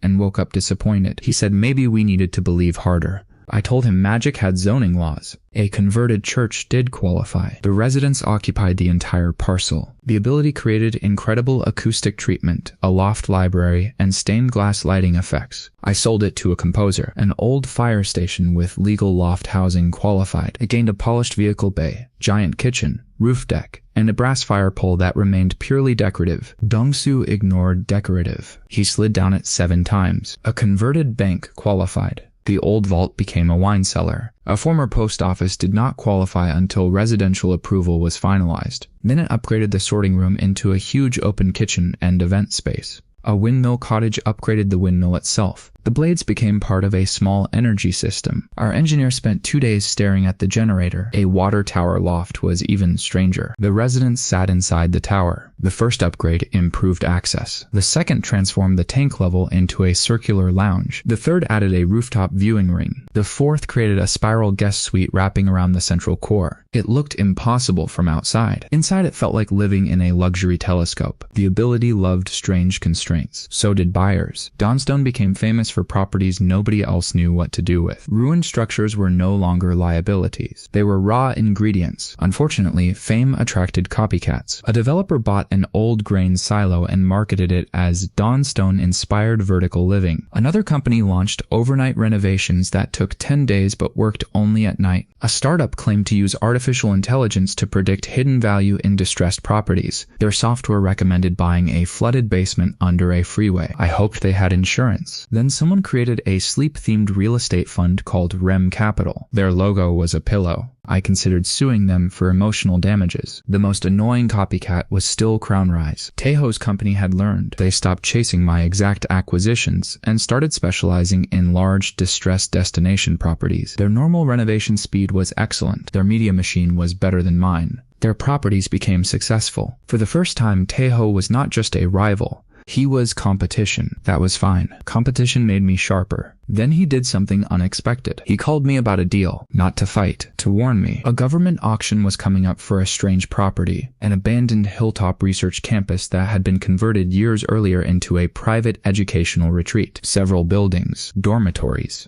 classrooms, dining hall, underground utility tunnels, and a director's residence. Huge parcel, exceptional location. The auction price was expected to be low because the buildings needed major repairs. CrownRise wanted it. So did several developers. Taeho told me because, according to him, beating me was more satisfying when I knew the game existed. I respected that. Then he sent the listing. Affinity preview.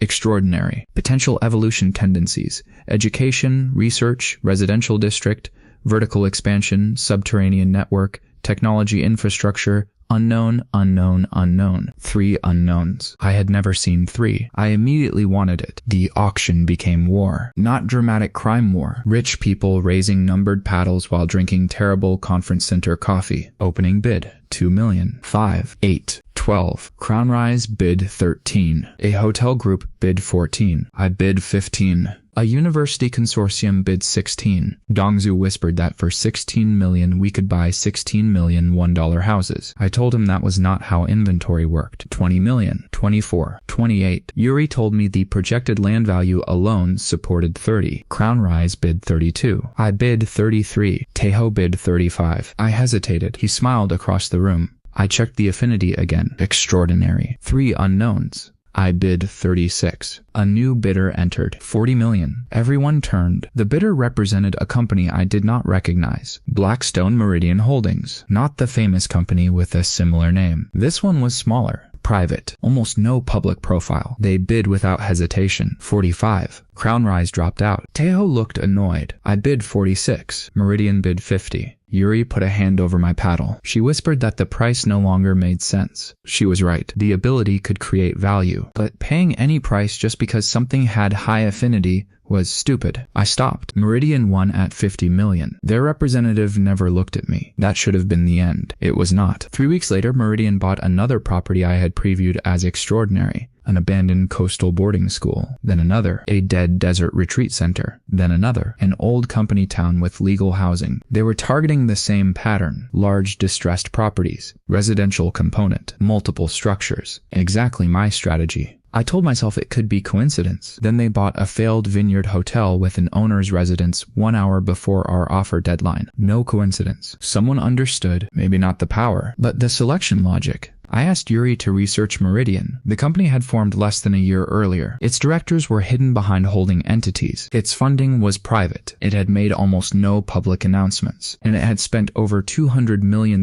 buying weird, distressed properties. Dongsu said it sounded like my evil twin. I said I did not have an evil twin. He said that was exactly what someone with an evil twin would say. Taeho called that evening. For once, he did not sound smug. Meridian had outbid Crown Rise on 4 properties too. We compared lists. There was overlap, not random overlap. High affinity style properties, old campuses, resorts, industrial residences, large parcels with legal housing. Taeho asked whether I had leaked my acquisition criteria. I said no. He asked whether someone at Dawnstone had. I said I would check. I did. Nothing. Our team was clean. Then I considered something worse. What if Meridian did not know my criteria? What if they had their own? I had assumed I was unique. The ability had appeared to me without explanation. No god, no mysterious old man, no meteor, no manual, just a message after sleeping in a terrible apartment. What if I was not the only person with something strange? That thought should have scared me. Instead, it made me curious, very curious. I needed to know what Meridian did with the properties. So Dongsu and I drove to one, the abandoned desert retreat center. We did not trespass. We parked on a public road and looked from a distance. Construction fencing blocked most of the view. Real construction crews were working. Cranes, concrete trucks, normal. Dongzu watched through binoculars. He said maybe Meridian was just a company with the same taste in garbage. I almost agreed. Then I noticed one building, an old residence near the edge of the property. The roof had changed. I pulled up the auction photos. Different roofline. Could have been renovated. Nothing magical about that. Then I compared satellite images from 4 days earlier. The building had been 1 story. Now it was 2. Again, normal construction could do that fast, but possible. I needed evidence, so I did something I had avoided for years. I bought property next door. A tiny legal homestead on 5 acres. Affinity low. I did not care. I only needed a place to sleep and observe. Dongzu asked if spying counted as an upgrade concept. I told him no. For 3 nights, nothing unusual happened at Meridian's site beyond regular construction. My own property gained a better kitchen, a shaded patio, and improved windows. Then on the 4th morning I saw it. At 5:42 a.m., the Meridian retreat had 1 main lodge. At 5:49, sunlight hit the ridge. At 5:53 I looked again. A glass observation tower existed beside the lodge, not under construction, not halfway finished. Finished. 7 minutes. I stared through the binoculars. Dong-soo took them. He stared too. Then he slowly lowered them. Neither of us made a joke. That was unusual. Finally, he asked, "So, are we still calling your thing proprietary?" I looked at the impossible tower. I said, "Apparently it has competition." And for the first time since my $400 apartment, the game changed completely. I did not tell anyone at first, not even Yuri, not even Mina. Only Dong-soo had seen the tower appear. He reacted to the discovery with maturity for almost 5 minutes. Then he asked whether we could challenge Meridian to a sleep-off. I asked what a sleep-off was. He said we would rent neighboring houses, go to bed at the same time, and see who woke up richer. I told him that was the stupidest competition I had ever heard. He reminded me I had participated in 2 real estate challenges because Taeho annoyed me. Fair. I called Taeho. I did not explain the power. I only told him that Meridian's construction methods were not normal. He said he already knew. I asked how. He sent me a video. One of CrownRise's survey drones had captured Meridian's coastal boarding school at dawn. The footage showed a courtyard at 5:12 a.m. Empty. The camera turned away. At 5:16, it rotated back. A fountain existed. Large stone fountain. Finished landscaping. Benches. Trees. No workers. No machinery. No wet concrete. Just a fountain that had apparently arrived from another dimension because the property felt thirsty. Taeho asked how Meridian was doing it. I said I did not know. He asked whether it was related to how I did it. I said I still did not know. He called me a liar. I called him observant. We agreed to meet. The meeting took place at Moonlight Motel because I trusted the diner pancakes. Yuri came. Dong-soo came. Taeho came with 2 analysts and 1 lawyer. I asked why he needed a lawyer. He said he had learned from dealing with me. That was rude but reasonable. We compared everything we knew about Meridian. They targeted properties with large land components. They always required at least 1 legal residence. They closed quickly. They never sold. They renovated with normal crews during the day. But impossible structural changes appeared between roughly 4 and 6 in the morning. Dong-soo raised one hand. He asked the obvious question. "Do they have a guy sleeping in there?" Everyone looked at him. He slowly lowered his hand. Taeho asked why sleeping mattered. I said it did not. Dong-soo looked at me. I kicked him under the table. He understood for 3 seconds. Then he said, "Right. Sleeping definitely has nothing to do with Jiwon's totally normal business." Yuri closed her eyes. Taeho stopped moving. 1 analyst dropped a pen. I considered pushing Dong-soo into the pancake syrup. Taeho looked at me, then at Dong-soo, then back at me. He asked one question. "Your mattress?" I hated everything. The famous folding mattress rumor, the impossible overnight renovations, his noise sabotage, my sudden use of stored upgrades while awake. He had already been circling the answer. Dong-soo had just handed him a map. I said nothing. Taeho leaned back. Then he started laughing. Not politely. He laughed until he had tears in his eyes. He said he had spent nearly 2 years investigating construction crews, modular factories, shipping records, robotics patents, material suppliers, and underground contractors. And the answer was that I took naps. I told him sleep was more complicated than that. He laughed harder. Yuri ordered pie. She had emotionally abandoned the meeting. Eventually, I explained only what he needed to know. Legal residence, qualified sleep, upgrades. I did not explain every function. I did not mention reserves, blueprint echoes, or full system messages. Some secrets remained useful. Taeho listened. His expression shifted from amusement to disbelief to professional jealousy. Then he asked why I got the ability. I said I had no idea. He asked if he could get one. I said I had no idea. He asked if sleeping in my bed would help. I threatened to leave. He stopped. Then he looked at the Meridian photos. If they had someone with a similar ability, we needed to identify that person. Fortunately, Meridian invited luxury brokers to preview one of their finished properties, the coastal boarding school. Taeho could get us in. Unfortunately, he was too recognizable. So was I. Dawnstone and CrownRise had spent 2 years turning real estate rivalry into internet entertainment. If we entered together, Meridian would notice. Dong-soo suggested disguises. I said no. 2 days later, I was wearing fake glasses and a baseball cap.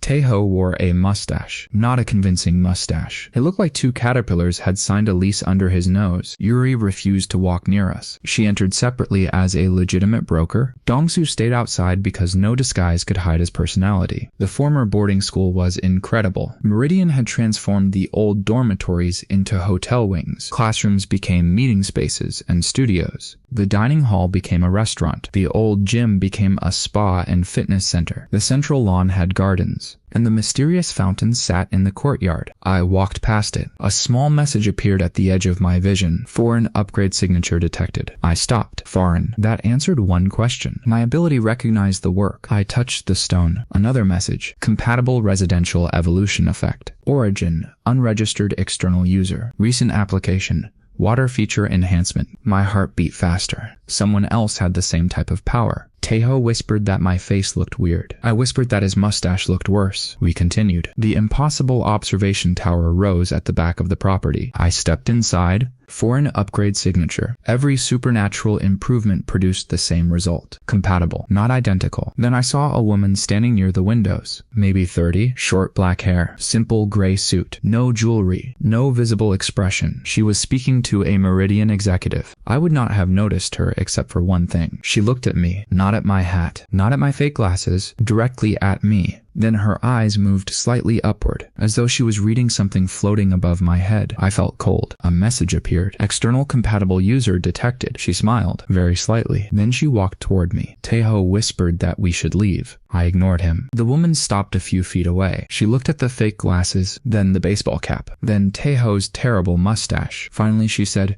"Mr. Han, your disguises need an upgrade." I took off the glasses. Taeho removed the mustache. It left a strip of red skin that improved the situation. The woman introduced herself as Baek Nari, Director of Strategic Property Development for Meridian. That title meant nothing. I asked whether she slept here. Her smile widened. Taeho made a small choking noise. Apparently he had expected a slower conversation. Nari said sometimes. I asked whether the fountain was hers. She said yes. The tower too. Yes. I asked how long she had possessed the ability. She said longer than me. That was not the answer I wanted. I asked how she knew about me. She glanced toward the courtyard, then back at me. Because my properties were loud. I asked what that meant. She said every upgrade left a signature. Most people could not sense it. We could. Once Kingdom Lake crossed district level, my signature became visible from a long distance to someone with the same type of ability. That was how Meridian found me. Not spreadsheets. Not spies. Magic real estate smell. I looked at Taeho. He looked offended on behalf of his analysts. I asked why Meridian was buying properties I wanted. Nari said they were not buying properties I wanted. They were buying properties she wanted. We simply had similar taste. That was somehow more annoying. Then she said my ability was unusual. I asked how. She looked genuinely surprised by the question. Apparently I did not know there were different types. No.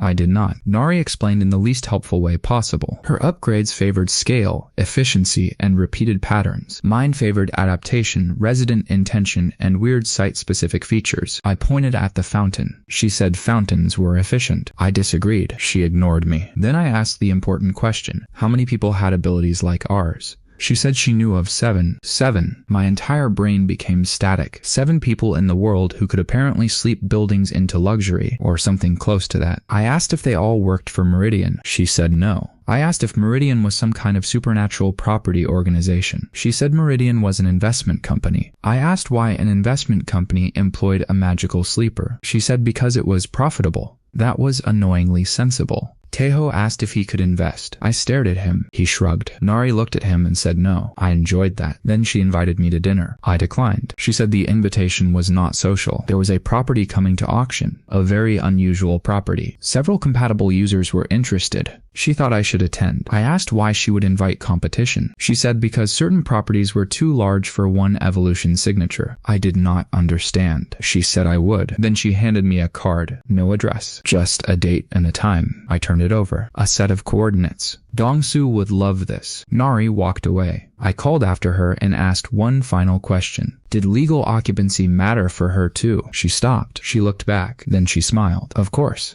We're not animals. That was the moment I learned supernatural power had landlords. We left the property. Dongsu was waiting in the car. He saw Taeho's red upper lip and asked what happened. Taeho said betrayal. I handed Dongsu the card. He read it. Then he asked if we were going. Yuri said absolutely not. Taeho said absolutely. I said I needed more information. Dongsu said that meant yes. Correct. The coordinates were 6 hours away in a dry inland region. There was almost nothing there. One highway, a few small towns, towns, old mining land. According to public records, the exact location belonged to a development corporation that had gone bankrupt. The asset was enormous. Not a house, not a resort, an entire planned town. Thousands of acres, roads, empty commercial blocks, a half-finished golf course, a dry artificial lake, a hotel shell, hundreds of vacant lots, 37 completed houses. Most had never been occupied. The project had failed before buyers arrived. One residence had been used by the site manager. The whole development was being sold as a single bankruptcy asset. The asking reserve was $25 million. Affinity preview would not appear from the public listing. That had never happened. I tried again. Nothing. Then one line flickered. Eligibility unresolved. Scale exceeds current solo evaluation range. I almost fell out of my chair. Solo evaluation range. Neri had said some properties were too large for one evolution signature. This was one. I showed Dongsu. He could not see the message, obviously, so I explained. He asked if 2 magic sleepers could upgrade one property together. I said I did not know. He asked if 7 could. I said I did not know. He asked what would happen if all 7 slept in the same house. I said probably snoring. He wrote 7-person sleepover in his notebook. I confiscated the notebook. Again, the invitation date was 2 weeks away. I used that time to strengthen my portfolio. If other users existed, I did not know whether they were friendly. I did not know whether abilities could interfere with each other, so I wanted options. I banked 10 upgrades. I activated all 5 resident slots. I used linked improvements across my major properties. Security at Silver Antler, data systems at Kingdom Lake, power resilience at Moonlight, supply systems at the greenhouse, transport coordination at the airfield. Nothing dramatic, useful things, adult things. Dongsu complained that I was wasting magic on infrastructure. I reminded him infrastructure kept toilets working. He admitted toilets were important. Then I returned to the first building, Royal Crown Residence. Mrs. Kang still owned most of it. Unit 403, my original apartment, had long since been sold to the surgeon. I could not legally sleep there, but Mrs. Kang had another vacant unit, 506. It still looked terrible. I rented it for 1 week. The rent had increased. She charged me $550. I accused her of exploiting inflation. She accused me of being a millionaire who still complained about rent. We were both correct. I wanted to test whether returning to the place where my ability awakened would matter. Night 1. I slept in Unit 506 on my famous folding mattress. The next morning, the kitchen upgraded. Simple, marble counter. New cabinets, exactly like my first night. I stood there quietly. It felt nostalgic. Night 2 expanded the bedroom. Night 3 upgraded the bathroom. Same sequence, almost. Then a message appeared. Origin property proximity detected. Legacy resonance available. I had never seen those words. I chose legacy resonance. Nothing changed immediately.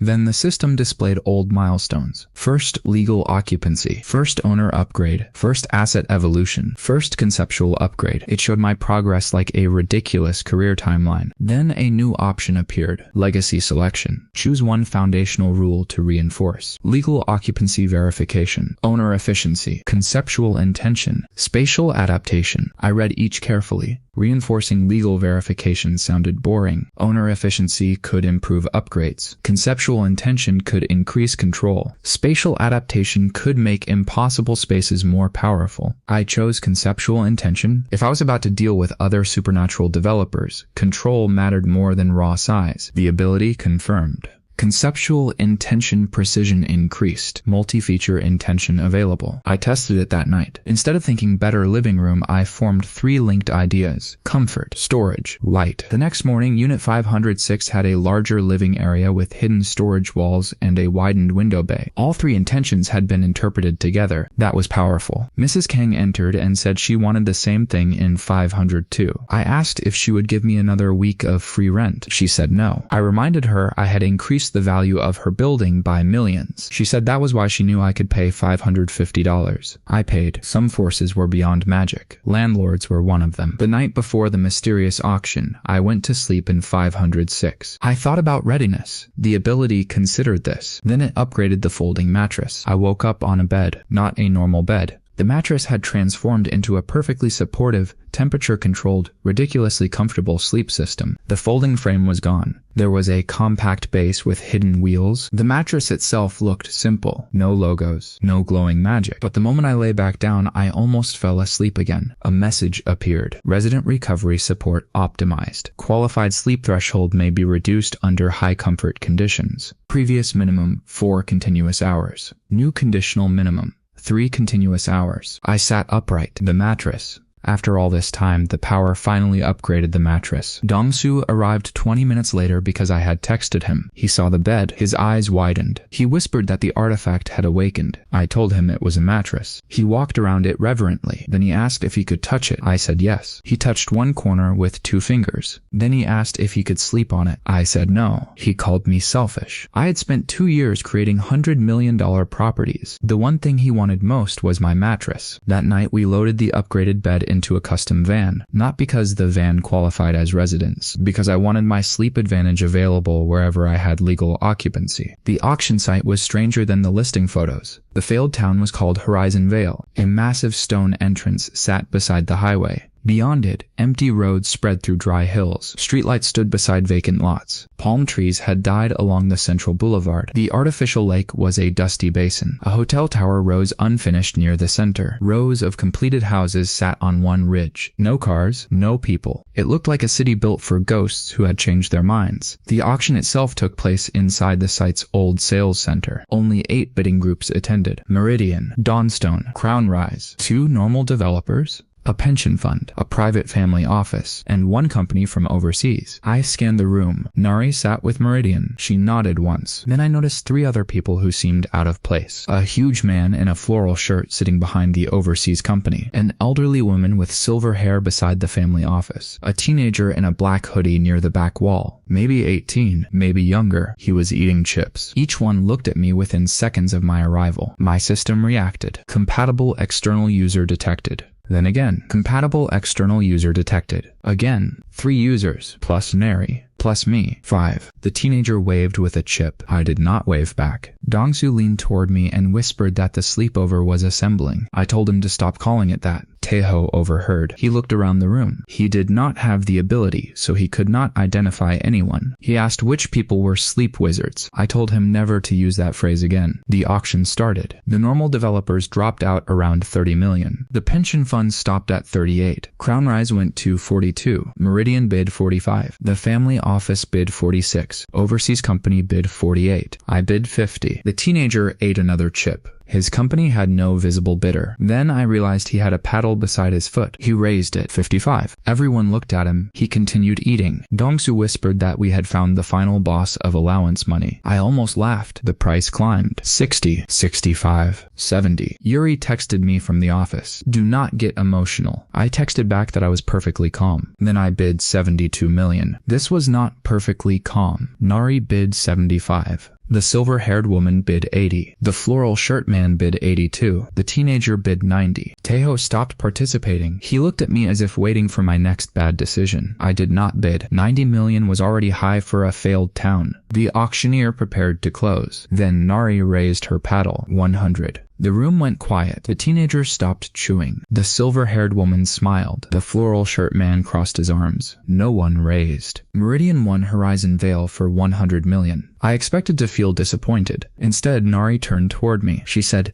"Now we negotiate occupancy." That was when I understood. Buying the town had only been the first stage. Meridian did not want to evolve it alone. After the auction, the 5 compatible users met inside one of the abandoned model homes. Taeho came because he refused to leave. Yuri joined by video call. Dong-soo brought snacks. No one had invited him to provide snacks. He said diplomatic summits required chips. Nari introduced the others. The silver-haired woman was Choi Sarah, a retired hotel owner. Her ability specialized in hospitality and service spaces. The floral shirt man was Mateo Ruiz, an international developer whose upgrades favored landscape and climate adaptation. The teenager was Lim Jun-seo, 19, college student. His ability had awakened 8 months earlier when he fell asleep in a legally rented basement room. He had accidentally upgraded his landlord's building 6 times before figuring out what was happening. I immediately liked him. His special specialization was compact spatial expansion. Apparently, he could turn tiny residences into interior labyrinths. The overseas company was mostly a financing shell controlled by his uncle. The seventh known user was not present. Nari did not explain where they were. I asked the obvious question. Why did Meridian buy Horizon Vale if one user could not evaluate it? Nari explained collective evolution. Large properties could accept multiple compatible residency signatures if each user held legitimate occupancy rights, not ownership. Occupancy. If multiple users slept on the same eligible property during the same qualifying period, the system could combine upgrade tendencies. The larger the parcel, the more signatures it could support. Horizon Vale could support at least 5, maybe more. I asked how she knew. She said she had tested a smaller version. Of course she had. I asked what happened. She said they accidentally built a 6-story spa. Sira looked annoyed. Apparently that had been a sensitive incident. The plan was absurd. Meridian owned Horizon Vale. They would issue separate legal residential leases to each compatible user in different houses. We would each occupy the same master property through formally designated residential units. Then all 5 of us would sleep. One night, one collective upgrade. We would observe the result before deciding whether to continue. I asked why I should participate.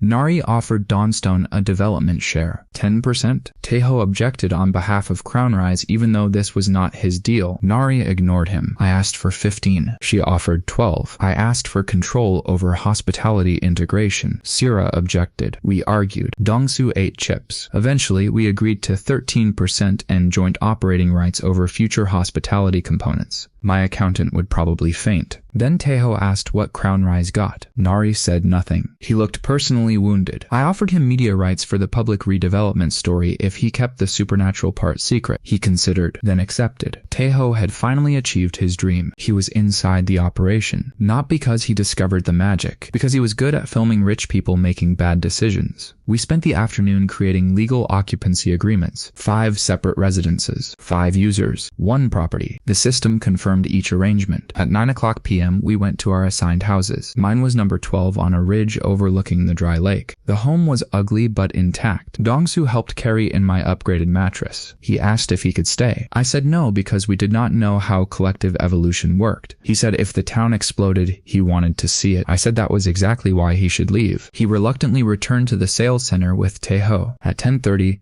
the system displayed a new message. Collective residential evolution window available. Participating compatible users, 5. Shared parcel eligibility confirmed. Combined intention protocol available. I received a list of proposed concepts from the others. Nari, sustainable destination city. Sira, hospitality and wellness. Mateo, water and climate resilience. Junseo, high-density spatial efficiency. I had to add mine. I thought about Kingdom Lake, Silver Antler, Moonlight, the little narrow townhouse, the underground mansion, the farmhouse greenhouses, all the places that had become interesting because the ability listened to what the property wanted. I entered my concept, playfulness. A city should not just be efficient, it should be fun. The system accepted all 5. Then one warning appeared. Collective upgrade scale cannot be precisely predicted. Dongsu would have loved that. I should have been cautious. Instead, I lay down. The upgraded mattress adjusted perfectly. I closed my eyes. For the first time in years, I was not sleeping to make money. I was sleeping because I genuinely wanted to see what happened.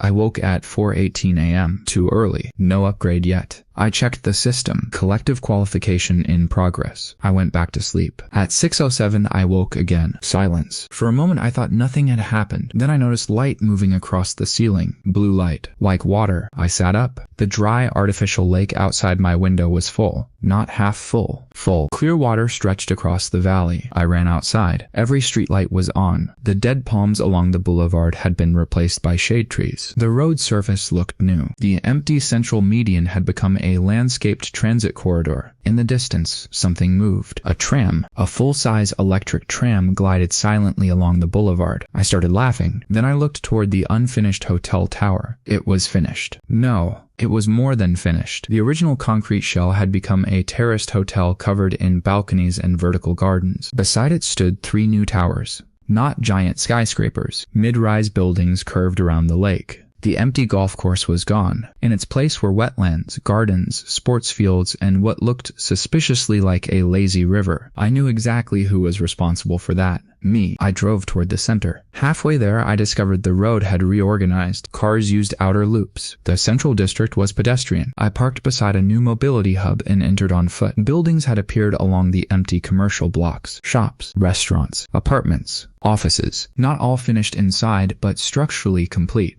Public courtyards connected them. Shade structures stretched across walkways. Water channels ran beside planted paths. The desert heat had been designed around instead of fought. Mateo's influence. A huge wellness complex occupied the lake edge. Sierra, compact residential towers had interior footprints that did not match their exterior dimensions. Junso. Neri systems appeared everywhere. Solar roofs, water recycling, district cooling, service tunnels, efficient transport. And my influence? I found it in ridiculous places. A playground shaped like a canyon, a tiny funicular climbing the hill to the residential ridge, a public slide beside a staircase, an outdoor cinema wall, a floating cafe platform on the lake, a miniature tram loop for children near the park. I had accidentally infected a city with Dongsu energy. I was proud. Then the 5 of us arrived at the central plaza from different directions. Nori looked stunned. That was satisfying. Sierra kept saying, too much, while taking photos of the spa. Mateo laughed at the lake. Juncio stared at one apartment building and said the inside was probably huge. We all saw the same system message. Collective evolution successful. District class achieved. Shared upgrade resonance established. New cooperative functions available after synchronization. Then another message appeared. Unregistered compatible signature detected within district boundary. We all stopped. 6. There were only 5 of us. Someone else had been inside Horizon Vale. Someone with a compatible ability. The missing 7th user? Maybe. Then the system displayed a location marker. Not in one of the houses. Not near the hotel. Under the lake. I stared at the glowing point. Dongsu arrived in an electric cart with Taeho hanging onto the side. He shouted that the entire city had changed and there was a lazy river, and also he had found a waffle shop. I pointed toward the lake. His excitement faded slightly. Only slightly. He asked what was wrong.